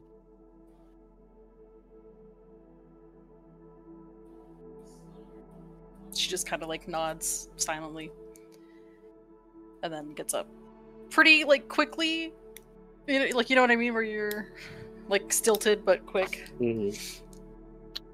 As you get towards the stairs, he was happy to see you and he wouldn't stop talking about you. Who? Archie. He did say that you were one of the elders. I don't know what that means, but they hold you in high esteem, as do I. That's very humbling, considering how highly I think of you. I'm just a wizard. I'm just part of your spell guard. She winks. Have a good night. She nods, and as you go up the stairs, Melania passes you, and Melania, her wife, gives you a big smile, and she pats you on the shoulder as well. Like, pat her hand. And just keep going up the stairs.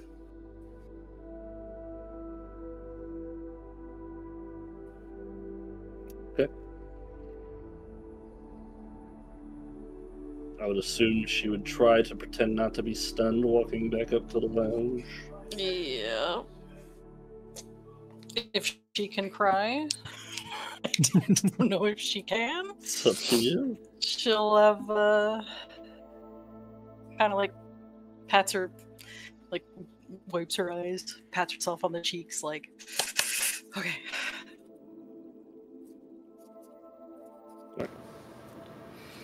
Anyone else? No. Nima's still crawled into the corner of the couch.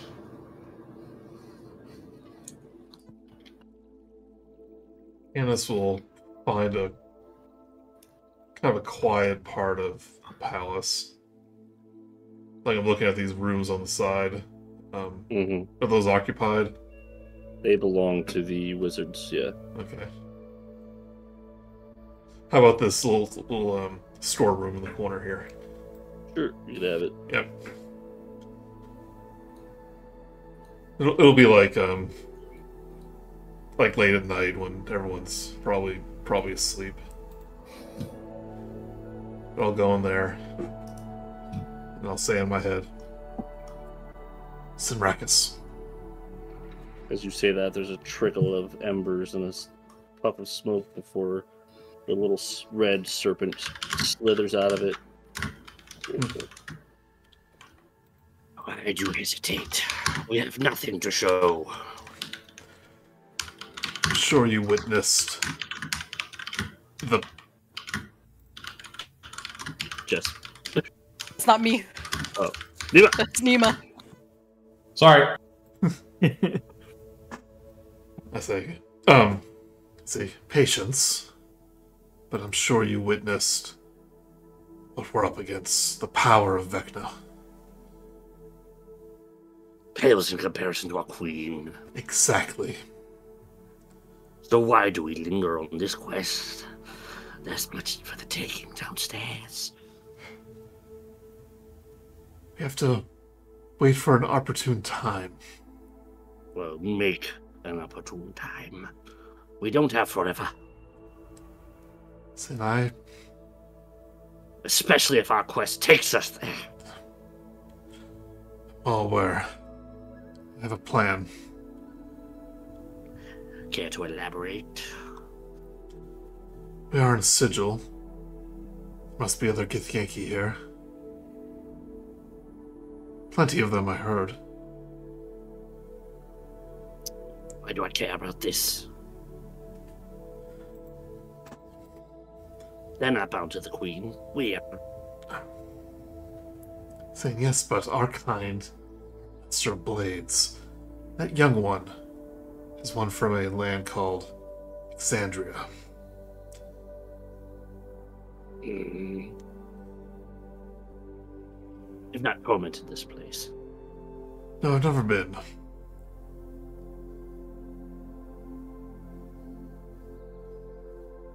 Must find a expert smith. For what? Find one of its plenty to like. steal.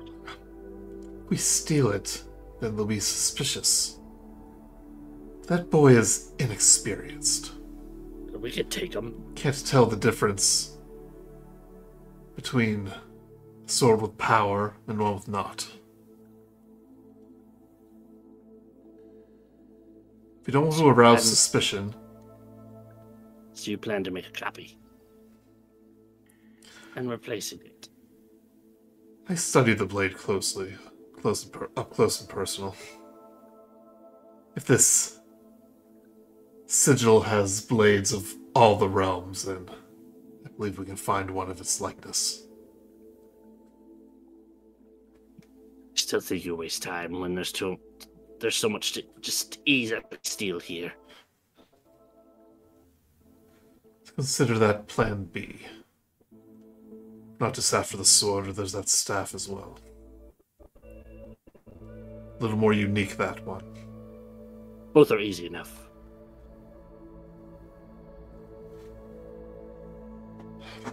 One more thing, Sinrakis. Hmm. I want to reach out and grab him by the throat. Do we need to roll anything? No, you just do it. Yeah. So I take my skeletal hand, grab around his neck, and I bring him close to my face. Don't you ever order me around again, or doubt my loyalty to the Queen, to our Queen. I throw him down, not on the floor, but like, I let go of him. Understood. He drops down, he looks to you, and she'll hear about this. And she just disappears into a cloud of cinder.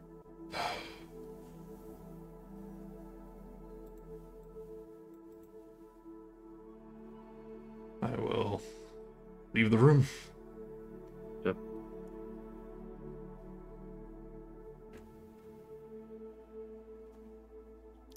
Anyone else? Oordem probably once again just be by himself. At a point, probably want to pray to his deity. Maybe sort of.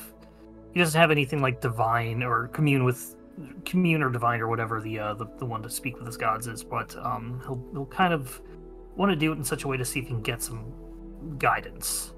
Is that he's made a lot of choices, and he's not sure if his god is approving of this. So he's pretty much going to be in contemplation. I don't know if you want me to roll anything or if you just want me to take that as a character moment.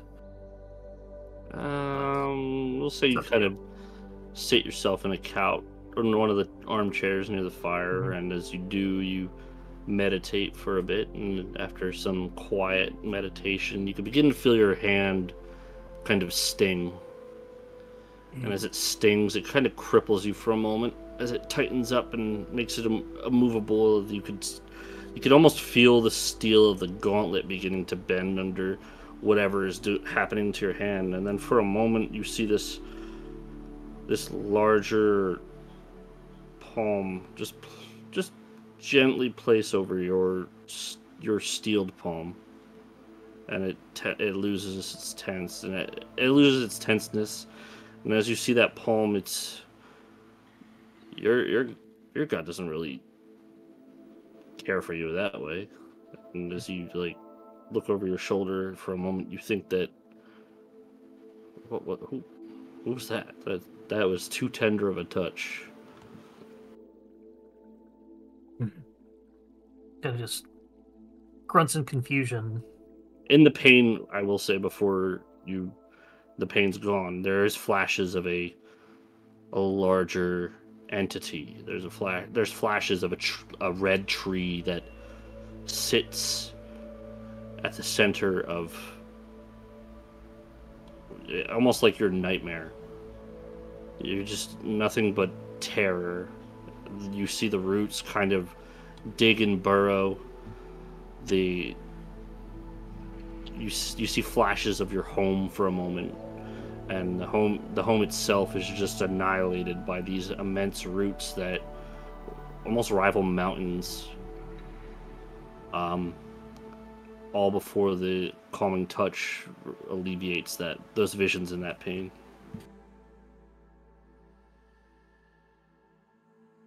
Doesn't really say much out. It's all sort of in his head what he's doing. Not talking to anybody, so kind of takes it all in, grappling with a lot of things back and forth. And probably just eventually just doze off, thinking too hard. Okay.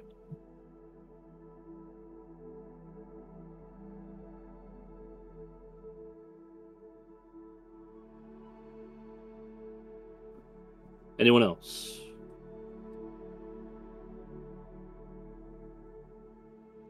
Yeah, one more thing. If Yep. anyone else, let's go next. After that conversation, I'm gonna go back to the chair I was lounging in. Mm-hmm. Kind of like toss around for a few minutes. Can't get any rest, and I'm gonna make my way outside the sanctum. All right. I want to. As you step outside the front of the sanctum, there's a guard standing out front, obviously, and then seated on the railing itself is the captain, kind of just lit smoke, looking up towards the city-like sky. But he doesn't say much to you, but he's present. Yeah. Like I give a curt nod and I go, Captain. He just pulls the smoke from his mouth and nods back to you. His little elven cohort gives you a wave. If he doesn't question me anymore, I'm just going to make my way to the city. Well, they just go ahead. I want to find see if I can find information about like a thieves guild, preferably a Githyanki one,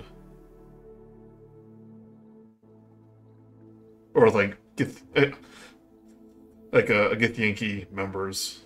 Yeah, you're looking just for if there's any kind of. Go ahead and roll investigation. Okay.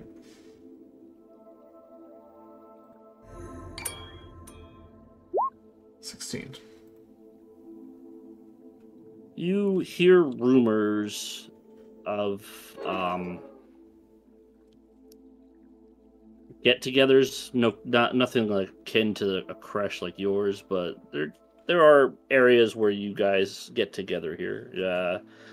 After the first night, it kind of feels like some people are giving you the runaround, and then near the end of the night, this slimmer woman approaches you, and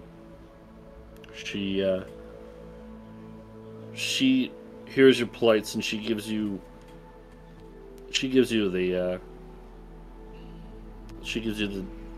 like a card, and on the card, towards the end of your search, it's just called the Black Steel Tavern. That's kind of where your people have been getting together. Right. Take note of that. Mm-hmm. Oh, Black Steel Tavern? Black Steel Tavern, yeah. Right. Maybe I'll just pass by it and kind of get a look of it's probably way too late for it to be active. Yeah, you're pretty late into the night, but as you pass this place, it looks like it's not even. You double check and make sure you have the right spot. But after some time, you see one of your kin kind of walk by and give you a nod and go into this rundown shack. Listen, Rakus, if you want a more direct approach.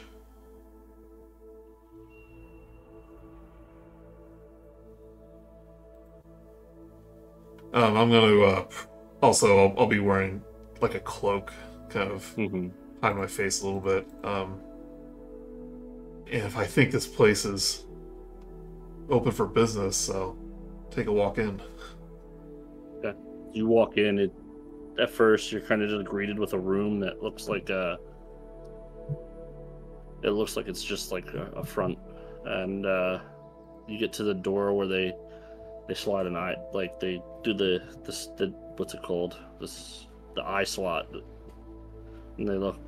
You see a nose first, obviously, and then large amber eyes look out and they close, and the door just opens up for you, and it's just dark inside. Take a big breath. It's the first time I've been around Githyanki for a long time. You get in and go downstairs. Give me 1 second.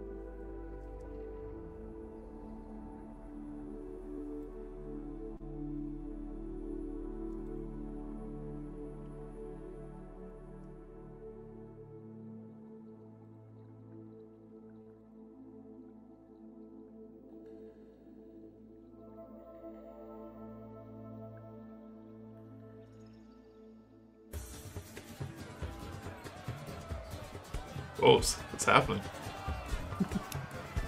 You get in and you go downstairs, and a little deeper, you begin to hear the sounds of like familiar music to your people, harsher music, and as soon as you step in, there's a ring where people are just cheering on, pretty much duels to the death. As you get downstairs, it's just nothing but wall to wall Gith and Githrazai everywhere, and there's a Githyanki and a Githrazai kind of together. There's just the Githrazai are a little more mentally developed. Kind of they're not higher standing, they're just more of the mage type. So it's my understanding they were kind of they didn't like each other. Is that different here? This is Sigil. Oh yeah, Sigil. Okay, yeah. Yeah. Like I'm taken aback a moment. Like I'm not used to seeing Zisarai so friendly with the Githyanki. What in Sigil?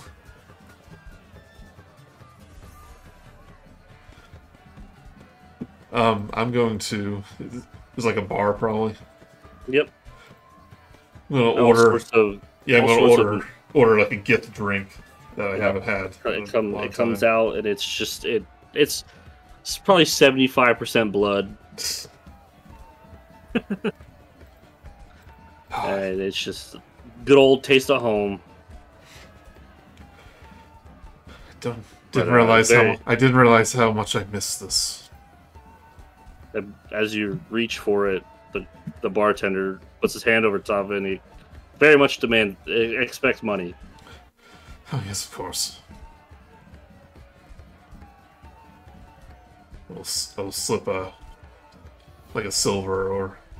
He looks at it.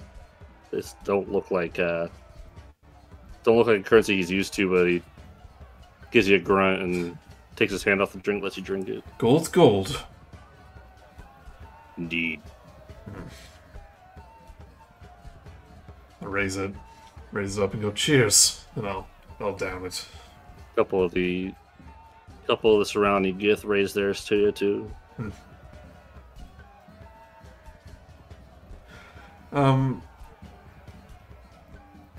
Would it? Sinraka said, like, not everyone is in service to her. Like, would there be? Would other Gith like make it obvious about what god they worship? Obviously, you want to talk to a Gith. Yeah.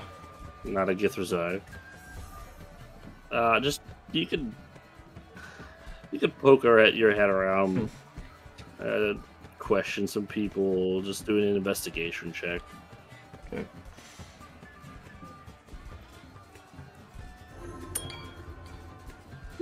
A 6.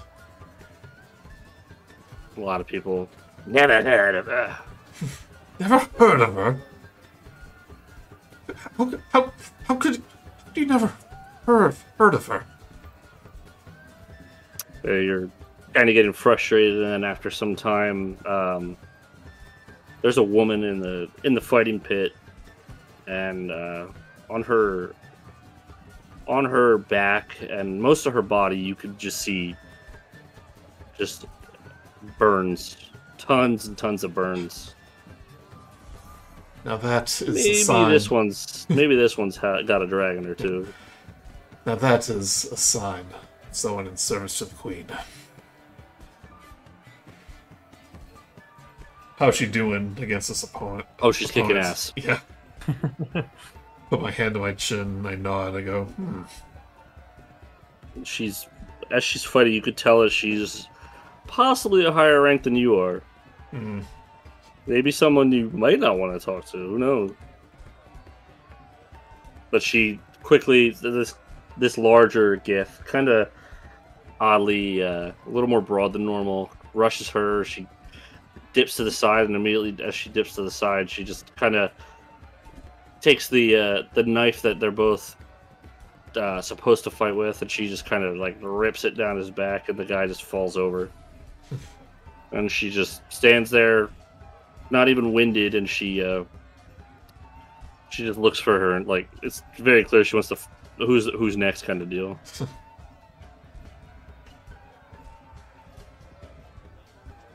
And as that happens, the guys just drag the one Gith out, and then the next one comes in, and as you keep an eye on her most of the night, she just cleans house, making tons of money. When she's done with her matches, I'm gonna have a drink ready for her to offer her. Okay. I go, quite impressive. And I hold out the drink to her.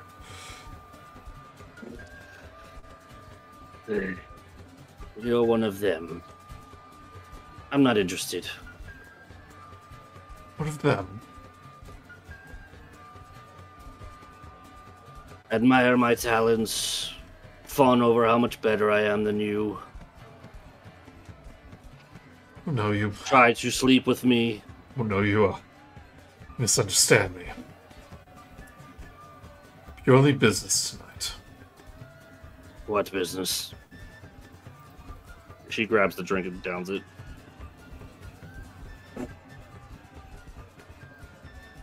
Am I correct in assuming that, I'm just trying to figure out, in character and out character, how I would say this.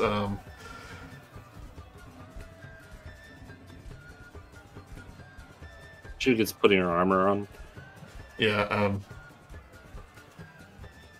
so I am in need of a thief. In service. You come to me. In service of my queen. I believe it's for me. It's one and the same. Surprisingly, And who might your queen be? I'll say in a hushed tone. This would be Blackish. Serves the behest of. She leans back and takes a look, like a long look at you. You don't strike me as one of them. And I'm correct in assuming like we're thinking of like the big god that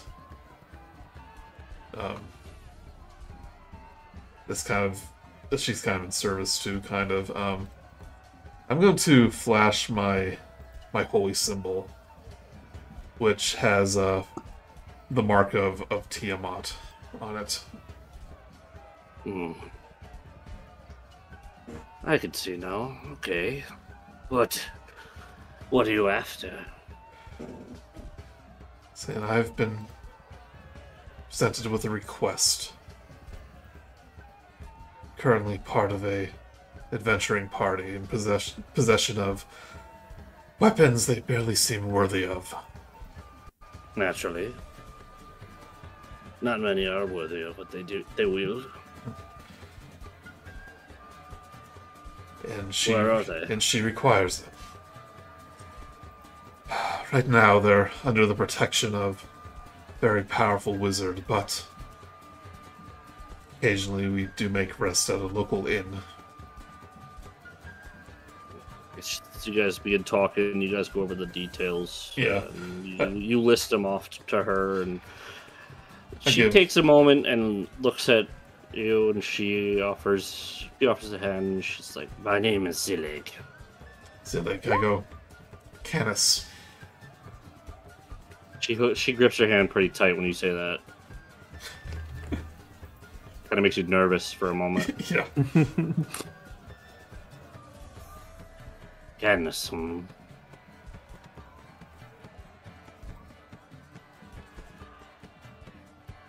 Yeah, but I'll give her like the layout of the inn, the rooms that each one's staying in. Oh no, she's still holding your hand, looking at you after you say okay. Canis. Yeah. I'm gonna. That name sounds familiar. I keep eye contact. Go. Oh. Might have been someone I've heard of here, and she lets go of your hand for a moment. And she goes back to what you were showing her and telling her. And you just continue to list off all the details for her.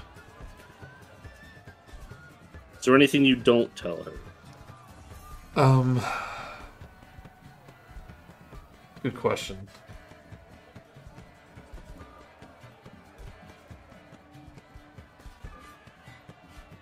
I'll probably just describe the weapons, the staff and the sword, leave out who they belong to.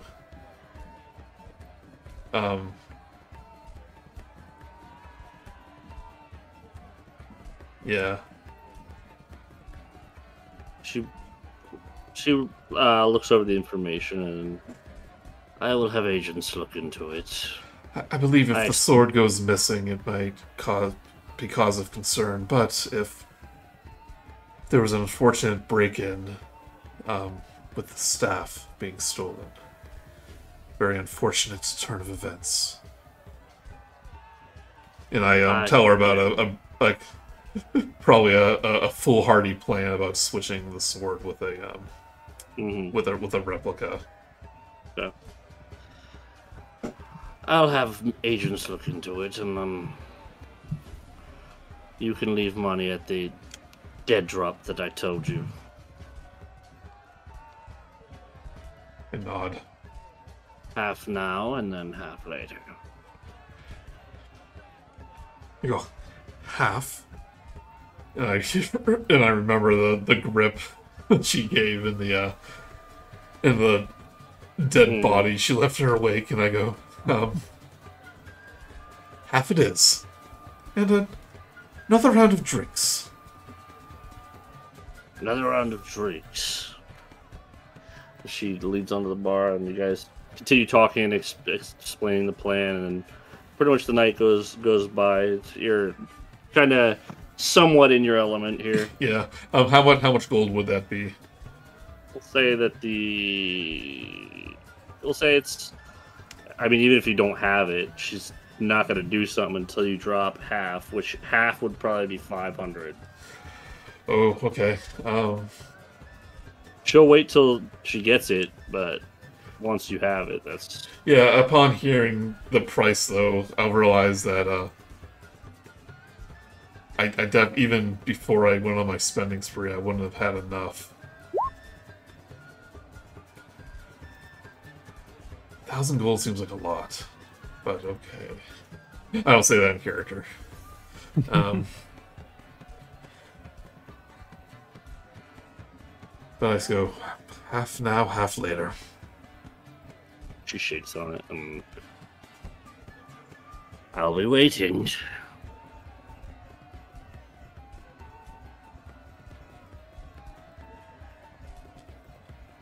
Alright, that'll be What's your passive perception?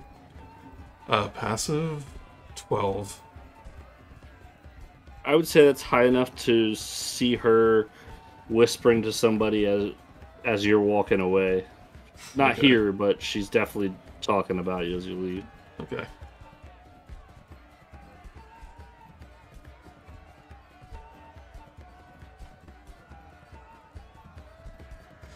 Alright, I kind of take note of that. And I'll leave the bar. Okay.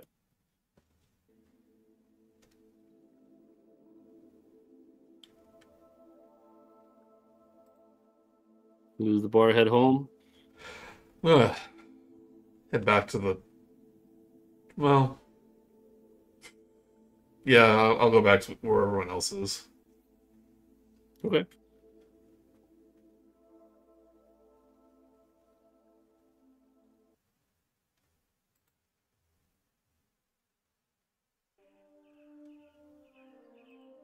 Unless anyone else wants to do anything, let me know. If not, we will say morning has come and everybody is going about their business. Nice. You have hit level 9, and you're greeted in the morning by 5 or 6 very bland automatons setting up breakfast for you all on the table, on the major table in the middle there.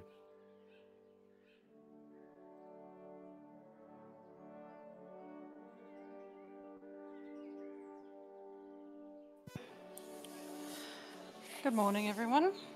Morning. Did morning. I learn anything specific from that book, by the way, Phil?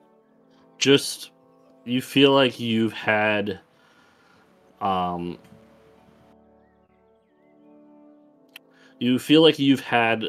master class in teleportation magics. Like it's a lot to take in, but at the same time you're not sure how to deal with it with sigil. And also for the most part, there are other deeper, older languages in the book that you not unable to discern, but maybe that's what the others were looking for. Okay.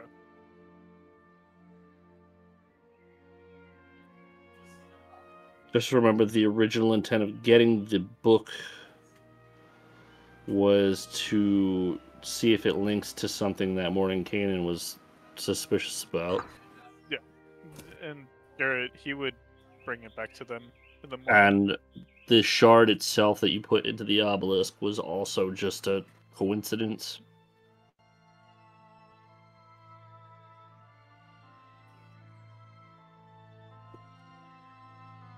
Okay. It's, I mean, I would go on for hours and hours of teleportation details if I could, but Yeah, they will. it's easiest just to say Right. it is probably the most detailed book you had on a certain school of magic. Duly noted. Yeah, whenever next I see Kanan, I'd Yeah. give it to him. You could discern the book is very old. You could also probably link it to probably a Netherese book. Oh shit. That makes a lot of sense. Okay. A time where spells were 12 or higher.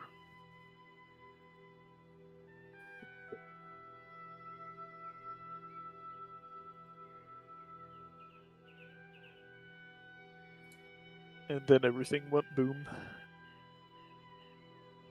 No, everything went and then boom. Oh yeah. Okay. Magic imploding. No, just all the islands falling from the sky. Oh yeah, sure. Like that that one from the past campaign. Yeah. So morning comes, breakfast is set up, and as it's set up and you're all seated on your couch,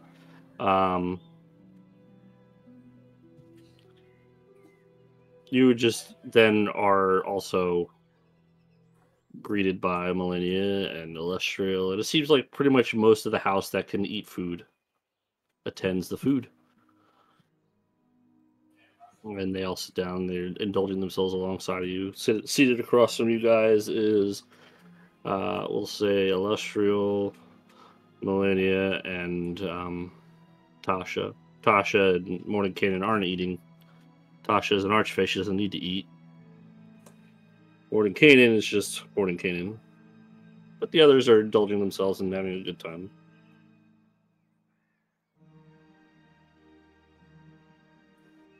And as you guys are eating, there is a small covered plate of some dead animals for you, Garret.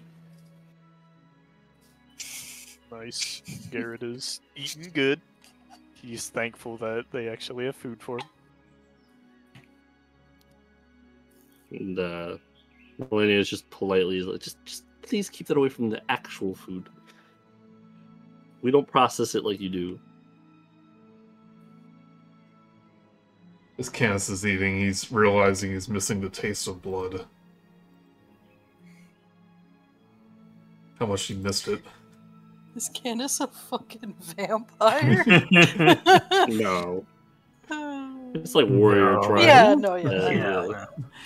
I mean, I mean, like, Phil said, like, his drink was mostly blood. I'm guessing that's kind of a gift thing.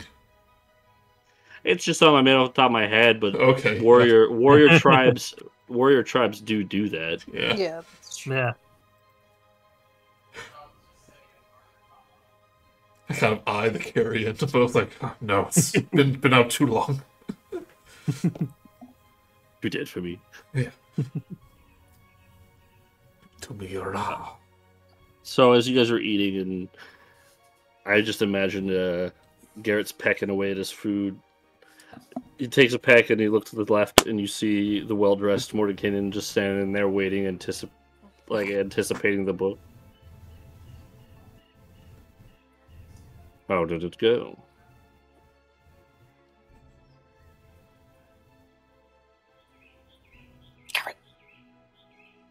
Like the book, or what do you mean?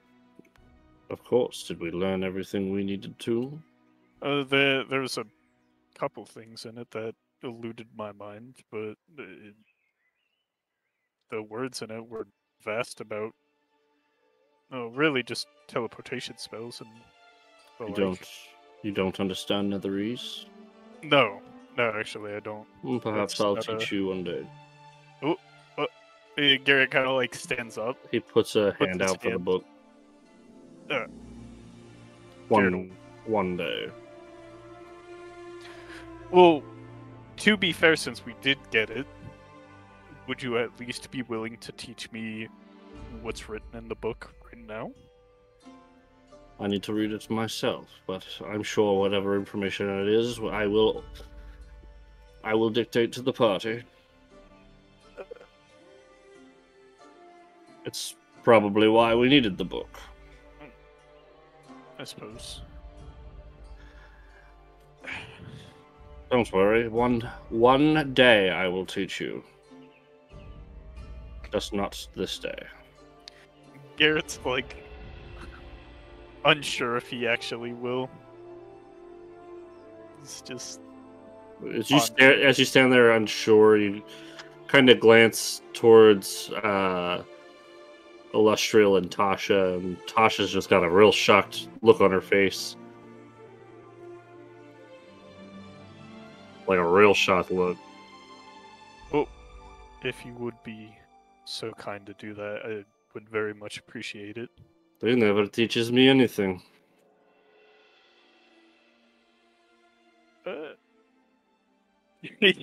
Garret just kind of like awkwardly shrugs and chuckles.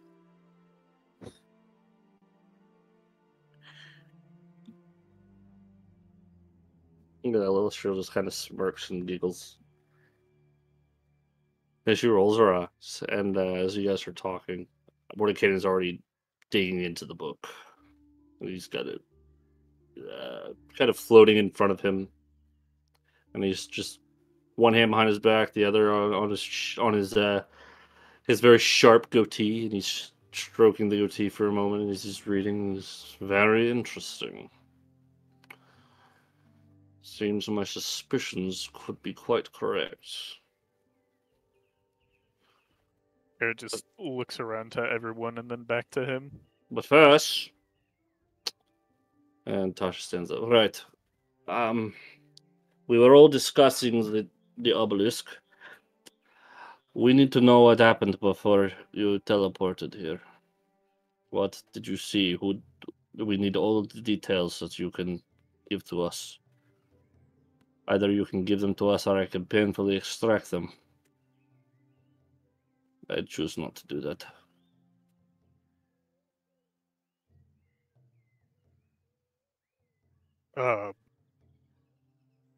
Well, do you want us to start all the way from when we were in Candle Keep, or? That would be helpful, yes. Well, when we went to go see the Grand Elder, or the old dragon at Candle Keep, we were Celestial Magley. I think that was his name. Yes. I believe it still is. He actually attacked us when we first got there, but I think one of his students, perhaps a friend or someone of the sorts, stopped him, and then he started to show us around and everything like that. But we heard some sort of explosion, type thing coming from one of his libraries. When we went to investigate, there was just a burning hole in one of the bookshelves, and he was missing something. The magic itself that was, caused the damage. It was teleportation magic, so it might actually be closely related to what's inside the book. In the sorts. Of course. Continue. Then after that, we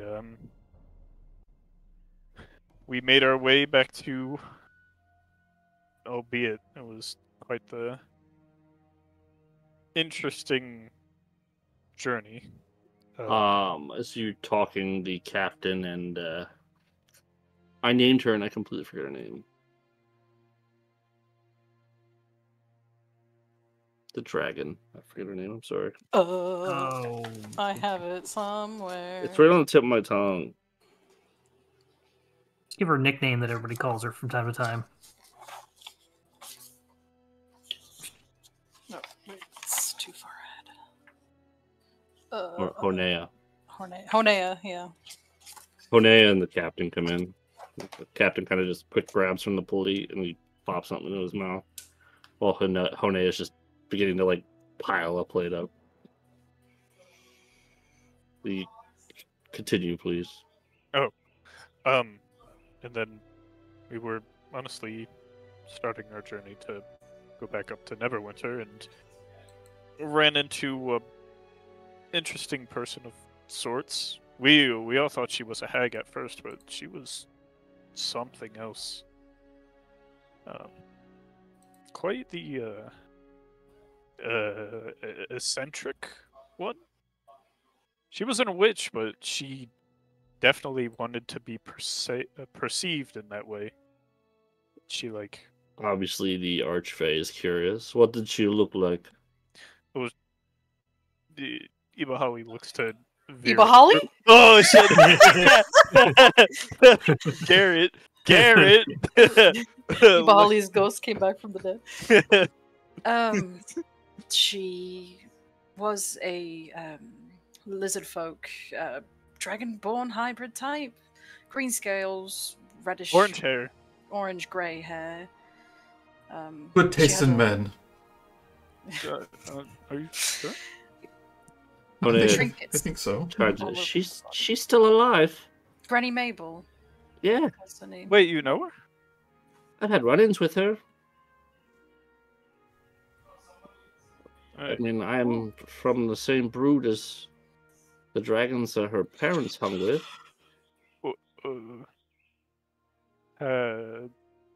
You mind expanding on that? As my grandfather, he was a secretive sort, but yeah, she used to hang with them, with my parents, and all sorts of stuff like that. She did have She'd a be locket around. of her parents. I'm pretty sure she's been here too. She looks over her shoulder towards Illustrious. I have seen her before, yes. That's important, but it's a small world. She was very kind. She helped us out of a bind. That sounds like her. A locket with her parents. She's a nice lady, Honea. We mistreated her. Well, You just blatantly Honea- comes out and says that. misjudged. Honea stops as she like puts food in her mouth. Misjudged. Some of us misjudged her. I was one of them. I was fearful that she was actually a hag and was out to get us. Not all hags are evil. Oh. Is Well, I that know that now. Garret looks actually confused. He's like, "Is that true?" Asha just burns holes into you with her eyes. He sits back down. But we smoothed things over. We spoke. We talked. And where is she now? She's still in the forest. I should have to talk with her. I wouldn't mind getting to see her. Very, very wonderful lady. I hope, had left on good terms, despite our judgments. The captain just sits down next to Lustral and he's kind of just... He takes his sword off his belt, he puts it to the side, and he's just listening in. Vera can't help but kind of look at him, but knowing what she knows now about his reaction and how he acted toward Renault. She's just kind of like eyeing him up and down a little bit. If his eyes catch yours, he gives you a firm stare, like, what? Sniffs and looks away. You guys are all talking. Mordenkainen's still reading the book, one page at a time, but very fast. And you guys could continue, please. After the evil hag, what happened? Does he pull out like a feather every once in a while that's got stuff in there? Before the hag, Granny Mabel just pauses for a moment. He just takes off rips off his gauntlet and just holds up his hand. Oh, right. Illustrial and the captain and now Honea all sitting on the chair across from you, kind of like lean and try to look at it from where they're at, and Tasha stands up. Why did you come by this? I was perhaps in a stupor, but some sort of large treant entity that Granny Mabel saved us from. She walks over like a mom, just grabs your hand and looks at it. You're stupid for talking to whatever it was. I don't deny that. She throws her hand down. You're lucky Granny Mabel came when she did. She called it a vessel, but nothing more. That's all I know. As the Vecna wasn't enough to worry about. She sits down. Puts his gauntlet back on. Not important right now. The information at hand is we don't want to forget or miss any details. Then I guess it was I don't think much happened until he got to Neverwinter. So the stupid man made a deal, and Granny Mabel helped him. You continued north, and then what? You got to Neverwinter. We... As Lestral's like, that's enough, Tasha. That's enough. We checked in with Renault at Neverember. Pretty much finding out what was going on there. And how is he doing with the news of Lady Elanis? He's... Captain grips at the hilt of his blade real tight. You can hear the metal kind of and the metal and the leather kind of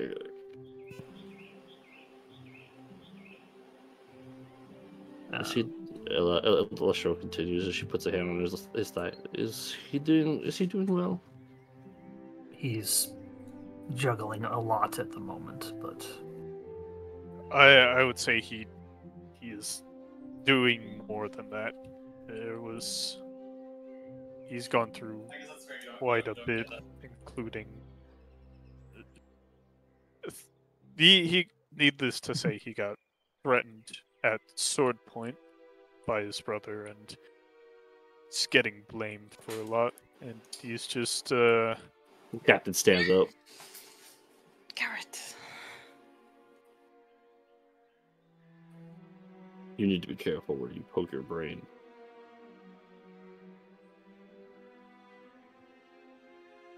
Lestro leans forward. Captain, sit down, please. And he takes a seat and he kind of keeps his hand on the sword and is spinning it. But he's now got his eye on Garret. Garret is looking back. You wouldn't know the first thing about Lost.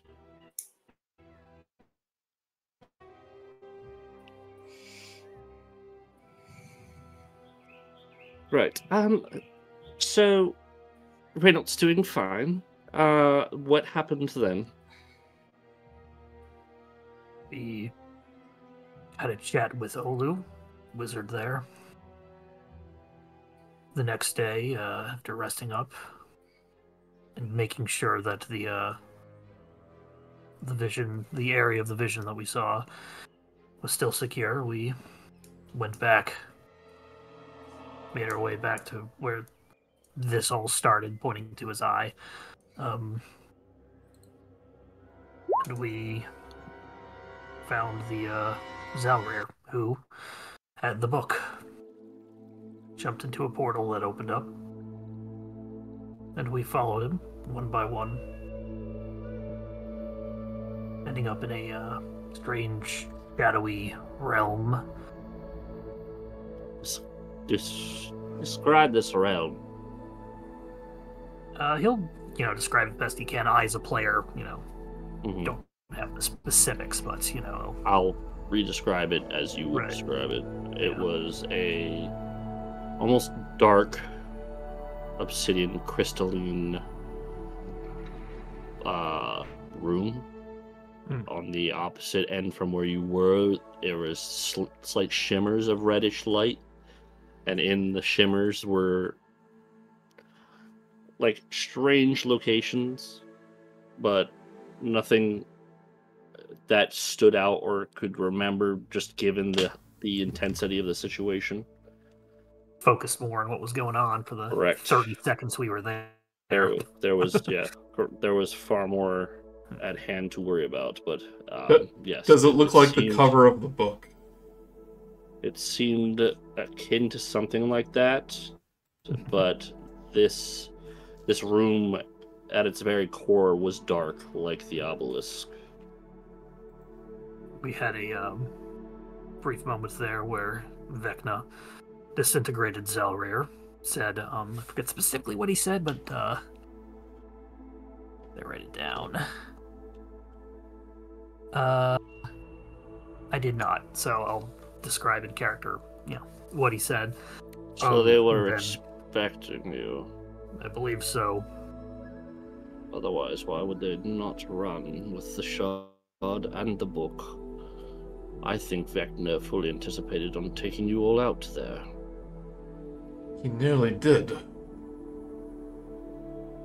Alfie and Vera saved us, got us out of there. Thank the gods. He just kind of looks at Vera and then down to the back of Illustrial's head. One other thing, he kind of looks over the captain. You're not going to like this, but he came to us in the visage of Elenis. Dissipated very quickly back to his original form as soon as we got to that shadowy realm again. But every detail, as you wanted. The captain stands up but he throws his sword to the ground and I'm done with this. And he walks downstairs and Honea, mouth full, she just watches him. But she just kind of frowns as best she can with a mouthful of food. Every detail. Celestial speaks up. And I thank you for that. We spoke with him. We tried to tell him that it could be a little hard, but it's still fresh. But a lot of us have been through much.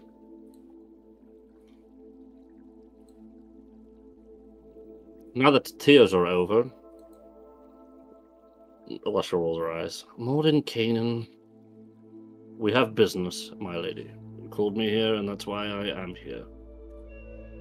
Are any of you familiar with the Primordial Wars? Don't believe so. In terms of In terms of the Wind Dukes and the Aqua? How about Miska? You know who that is? Stop making up words.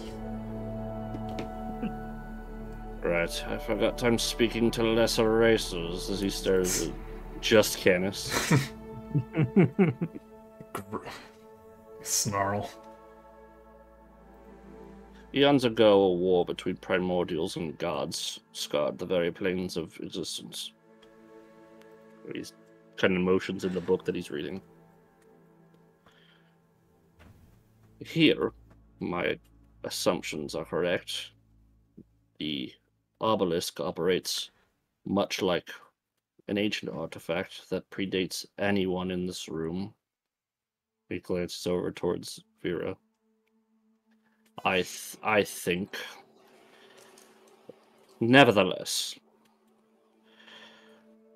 eons ago, this war shattered planes. This war was led by a demon lord named Miska, the wolf spider. Eventually, Miska pushed the primordials to the brink of annihilation. Desperate to save themselves, some of the elementals, the elemental beings called the Wind Dukes of Aqua, they rose against Miska. They were committed to the concept of law. Law, L-A-W. The Wind Dukes descended from a people called the Vati. They once ruled many worlds. Many worlds. The 7 Wind Dukes wove their power into an artifact called the Rod of Law. The Dukes used this rod to imprison Miska on a plane of pandemonium, and as a result, the rod shattered into 7 parts that were scattered throughout the multiverse. My assumptions, that were naturally correct, are that the rod operates much like the obelisk. Once we have a piece, we'll know where the first one is. And once we have the first one, we can follow the rest. And we can get the parts, and I feel the rod could be strong enough to help us in our fight against Vecna.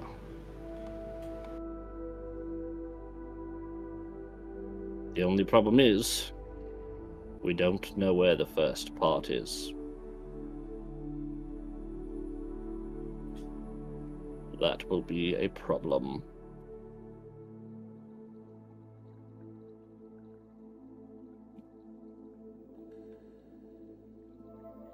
There anything we can do to track it down? Any clues at all? Leads? None that I am aware of.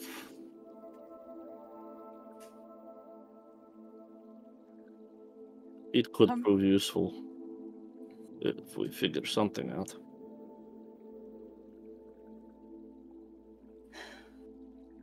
There must be something in one of these books that has some kind of clue.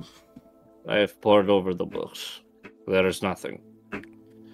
While you were all gone for the month, I read the library 3 times over. Jesus. I saw nothing. Did you check the books on the really high shelf? Of course I checked the dusty tomes. And I don't suppose there'd be anything in Candlekeep with the... I believe we have the only book that would probably point towards the Rod of 7 parts. Even some sort of... And as he says that, as he says we have the only book, he claps it shut and he telekinesis over to the table gently. So it's like a needle in a multi-dimensional haystack is what we're looking for.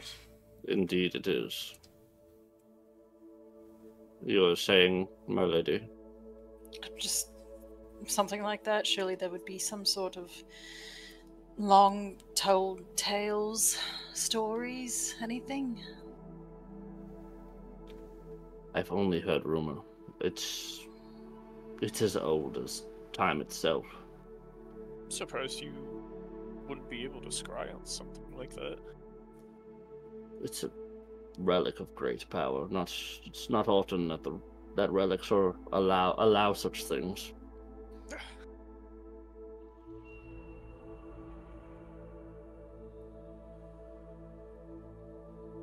Lady Tasha.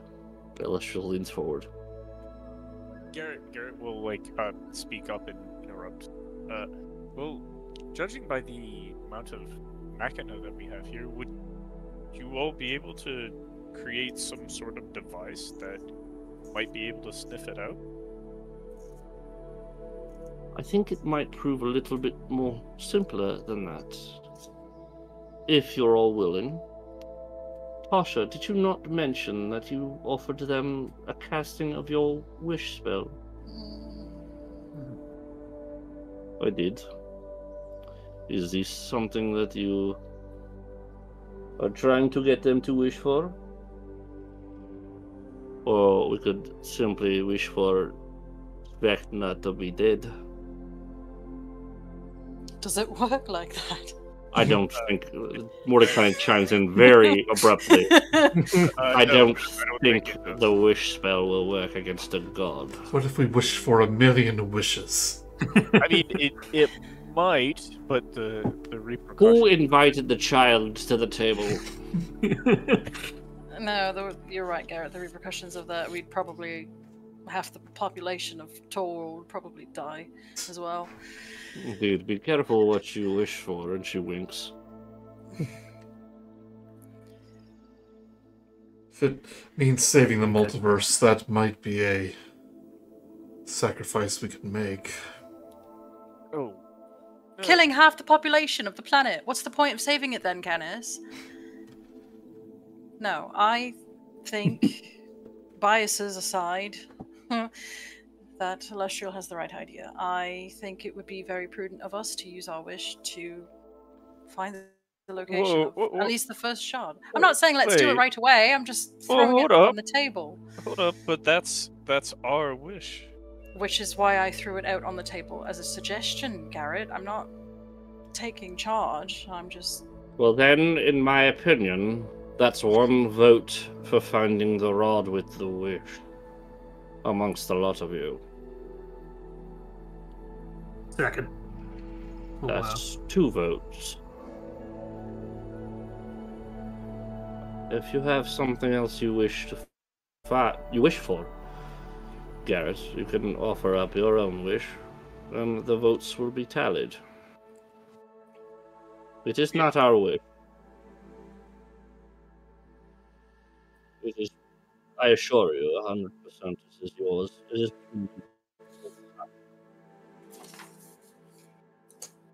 What would you have us wish for, Garret? Oh no, I didn't mean it like that. It is just more or less like, I mean, you know.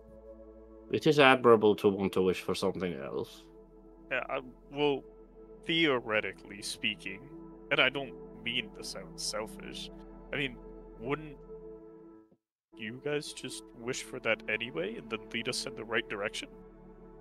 This is not how the wish spell works. Well, I'm sure both of you could cast it. Garret, you clearly have something on your mind. What was it you wanted to use that wish for? I don't have anything on my mind right now. I'm just... You never know what we might need it for. The wish spell is far beyond our grasp anymore. Once you cast it a certain amount of times, you lose the ability to. Even for an archfey like you. We have an archfey with us. She is more than... Okay, Celestial's talking, okay. Yeah, she is more than able to grant said wishes. Or cast the spell herself.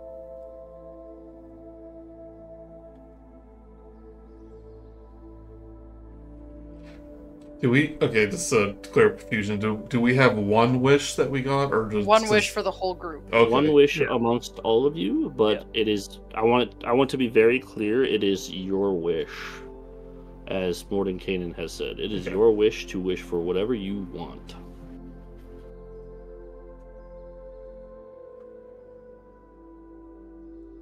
Canis? No objection from me. Nima. There's a growl at the back of the inside of your head, Canis.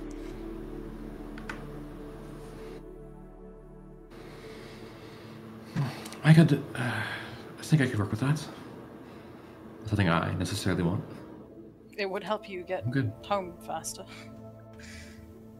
I think getting rid of the problem would help everyone get home faster.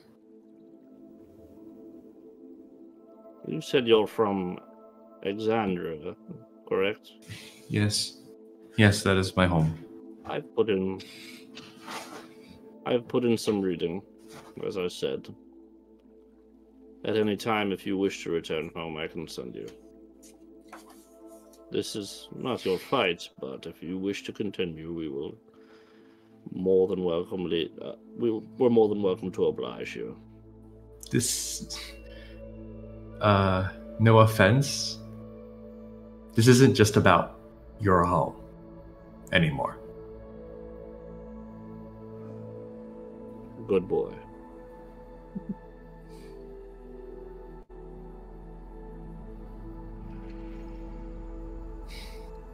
It If it must gets us be. closer to getting it, then. Sorry. Go ahead. I've had some time to think. And I'll be frank. This is the scariest thing I've ever had to face. It is the scariest thing I've faced in the past as well. I mean, Yes. I would say it's the scariest thing we've all had to face. I mean, But the vote must be unanimous, Garret. If you have something you're looking for, the table is open.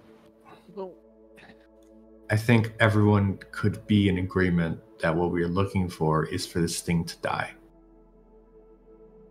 So, I think we start working. Well, That's my vote. Let me be very clear. The rod of law will not kill him, but it will lock him away. well, It's a why- start. Why wouldn't we just find some way to weaken him and then? I mean, it's not. Gods may be mortal, but like, are they truly immortal? There are gods, and then Tasha speaks up, and there are gods of secrets. The god of secrets has secrets for his secrets. I am sure if you find out something about him, the likelihood that it is a falsehood is 99%. Well, I mean, like, couldn't Marvel's we, done it a couple of times. couldn't we necessarily? Well, maybe I'm thinking of this too much like a wizard, and I mean, he did already come back once, did he not? well, that's ironic you say that, 'cause that's just what was on my mind. But I mean, If he was killed and then came Twice. back. Well, he's one of the most powerful spellcasters. He's got to have some sort. Well, he's a lich as well. He's got to have maybe a plethora or multiple phylacteries. If we took that out, then maybe he's done for. We would just need to, maybe if we used the wish for something like that to either find out where it was, or if we were able to wish for him to, let's say, for example, not be able to utilize things from getting him to come back. Is Vecna a lich? He was one of the first. Okay. Yeah, there's so many ways to. Well, I think there might be many ways of going about it. It's hard to, pick one thing. If it was easy as destroying a phylactery. Well, Phylactery. because then we would have to, actually kill him. It's just the phylactery would, in theory, keep him from coming back. The whole time Garrett's saying this, he's trying to look at like any expression that might come on Mordenkainen's face to kind of like maybe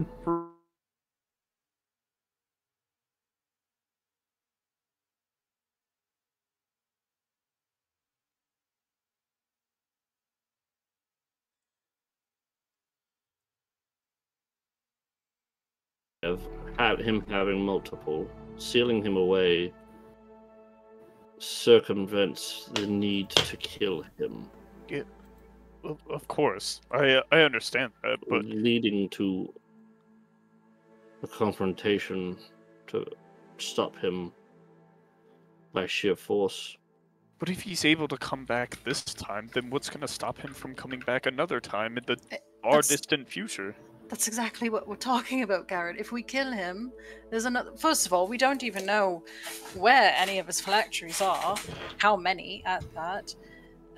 Wishing to find one would find one, but not the others if there are. Plus, stopping him, killing him would take more work than sealing him away.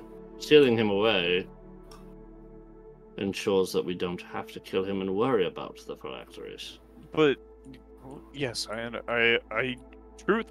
understand that, but it's also just the thought of like I mentioned before is, what if he breaks out of the ceiling, or if what if he finds comes another back way to to come life? back? What if he just does this again? Garret puts his hand to his face. Never mind. Maybe there's no answer. Just Garret, keeps happening. It's a cycle.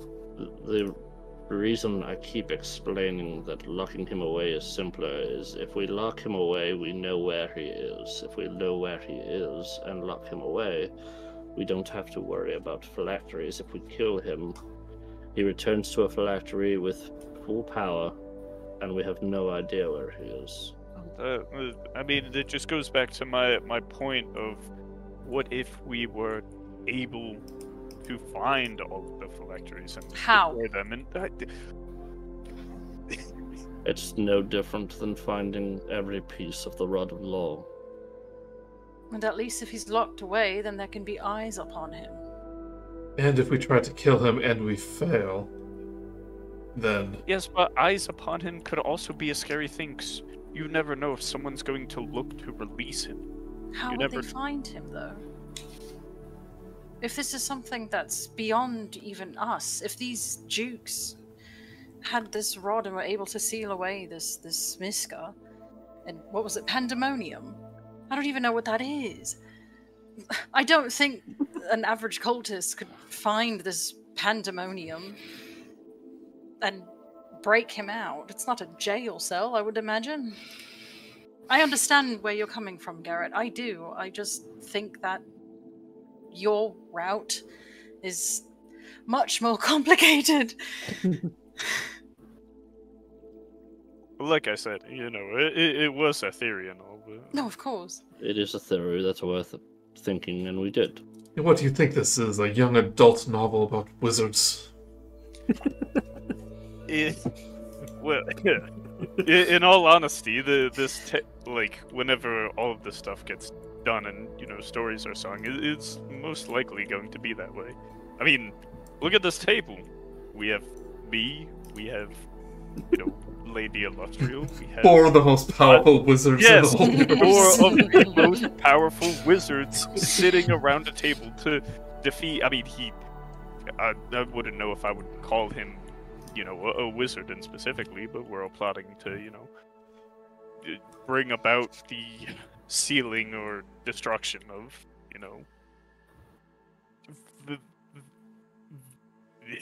Garret really looks like he doesn't want to say his name. You know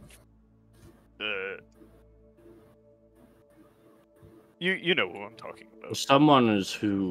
For someone who's afraid to say his name, you're rather brash and wanting to fight him head on. Well, in superstition, it's bad luck to speak his name, I think. Well, the Lady of Pain protects us from that here. I heard if you say his name 3 times in the bathroom mirror, he'll appear behind you. He'll die. That's merely that's merely a fairy tale. Garret tried it as a kid once. He also tried it with Mordenkainen and Tasha and everybody else. Oh, don't. Well, I suppose we don't need to make a decision today, do we?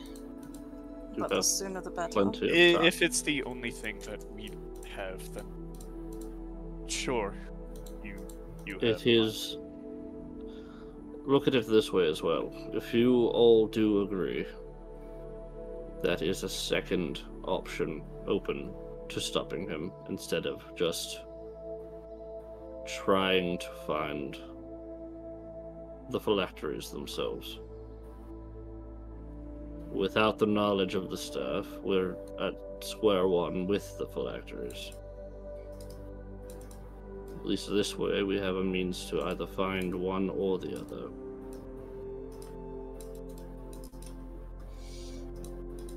It is your wish, but if I had any say, I would agree with the bulk of the group.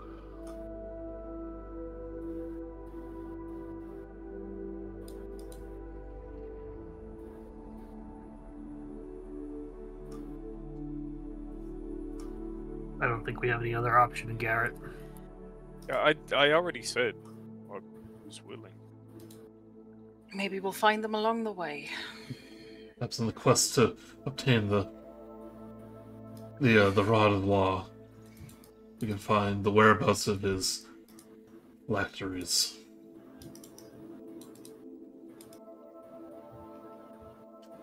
Short to be just lying about, surely. I just had an awful thought. Oh, share it with the class, please. Can living things be phylacteries? I don't think I've ever run into that. Okay. No, that's okay. Good. I believe that's 5 votes then. Excellent.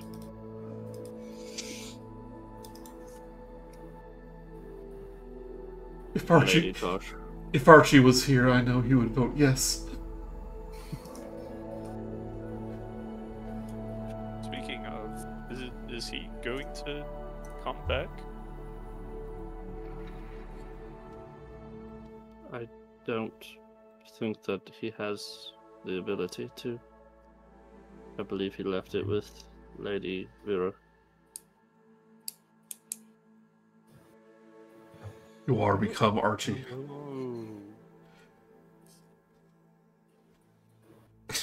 You're the new Archie. Congratulations. It would seem he is long gone, unfortunately.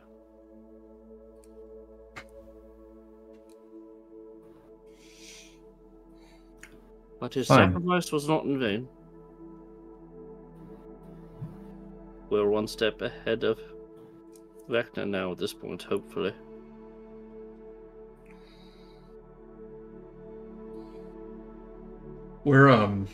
He can't see us when we're here, right? In Citadel? Correct. Saying, Vecna's had his eyes and ears on us ever since we were cursed. He's gonna get wind of our plan. Wherever he is, he'll try to stop us and we'll have to deal with it. Did, get us to come to him, it seems. So maybe there's a limitation there. Maybe perhaps moving forward, we do not. If the staff is the plan, we stick to any and all information prevalent to the staff of law. It would be wise. Yes.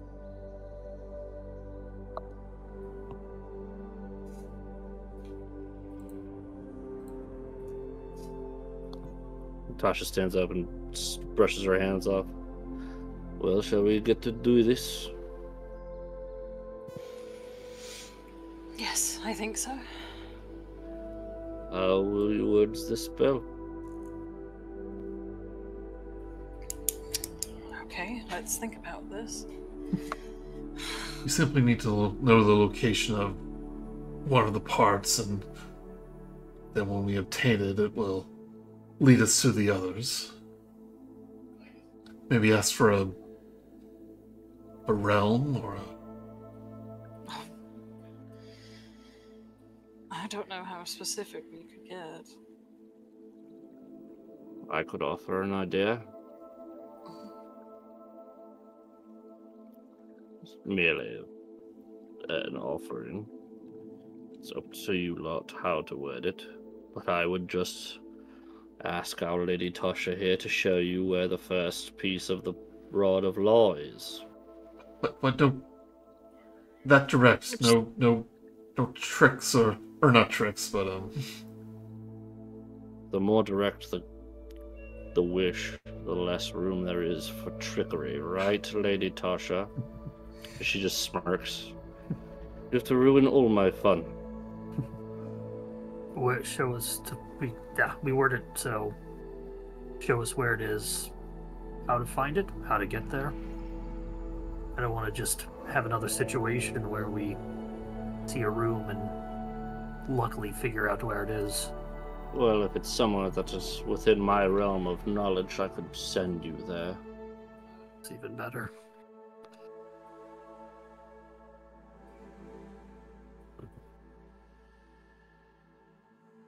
All right, I think that works. So be it. What is your wish? Vera looks at everyone.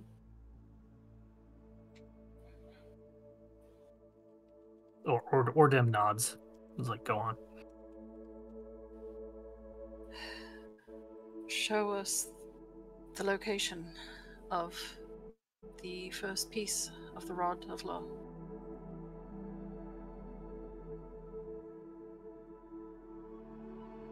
Please.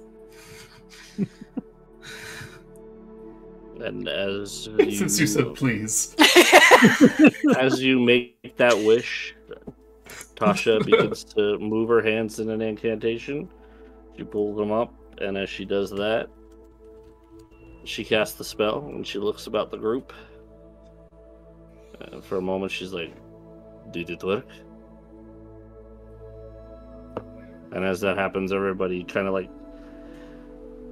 who's looking for it and a part of the wish kind of like thrash their head back as your guys' vision begins to send you flying through another trippy, lack of a better word, trip. And as you guys make that wish, you travel the very cosmos, just almost like your conscious is just flying at light speeds.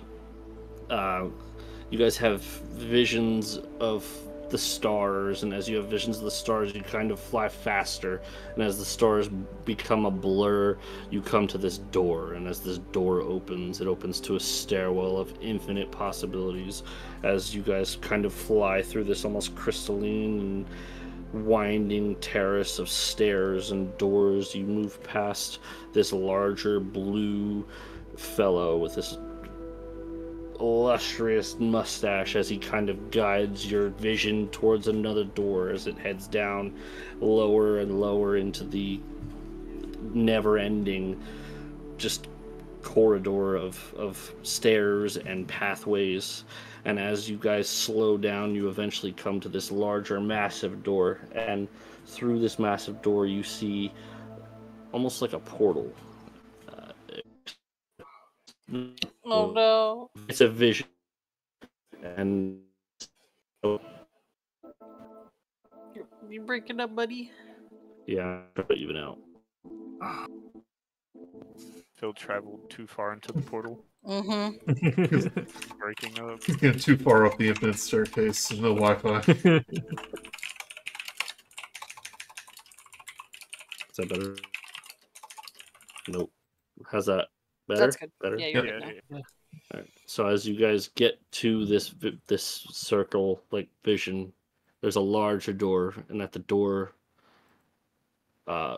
you see there are 5 adventurers. 1 elven, 1 tiefling, 2 dwarfs, and a gnome. And as they're approaching this door, they're just quickly cut down in succession, in violent and very bloody manner. And as the fight ends, the head of the elven woman lands, and as it lands, it looks towards the lot of you at in front of this door. And as it does, the head, dismembered from the body, turns to you guys, and it just whispers 2 words: Web's Edge. And that's where we're going to end for tonight. Oh. Oh, so what was the fight? You kind of broke up when you were describing it. They got cut down violently. Yes, but by It's what? basically, we don't You're know. not sure, Okay. Yeah. but that's what the head whispered, and as it whispered that, we're ending there tonight. You guys come to, and that's what you're left with. Cool. Oh man. I was gonna say, it's like, does this mean we're finally gonna have to fight a door? Every adventurer's worst nightmare? I don't know. Is it gonna lead us to one of the adventures in Infinite Staircase?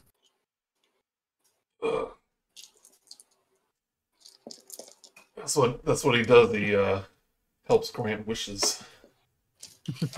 Oh, I said I thought about what happened. What? Since Nafis can't grant wishes, he uses adventurers to grant the wish. So what if he sent those adventurers up just so they can get beheaded, so she can whisper the words to us? Like, I don't know, but that is what Nafis does.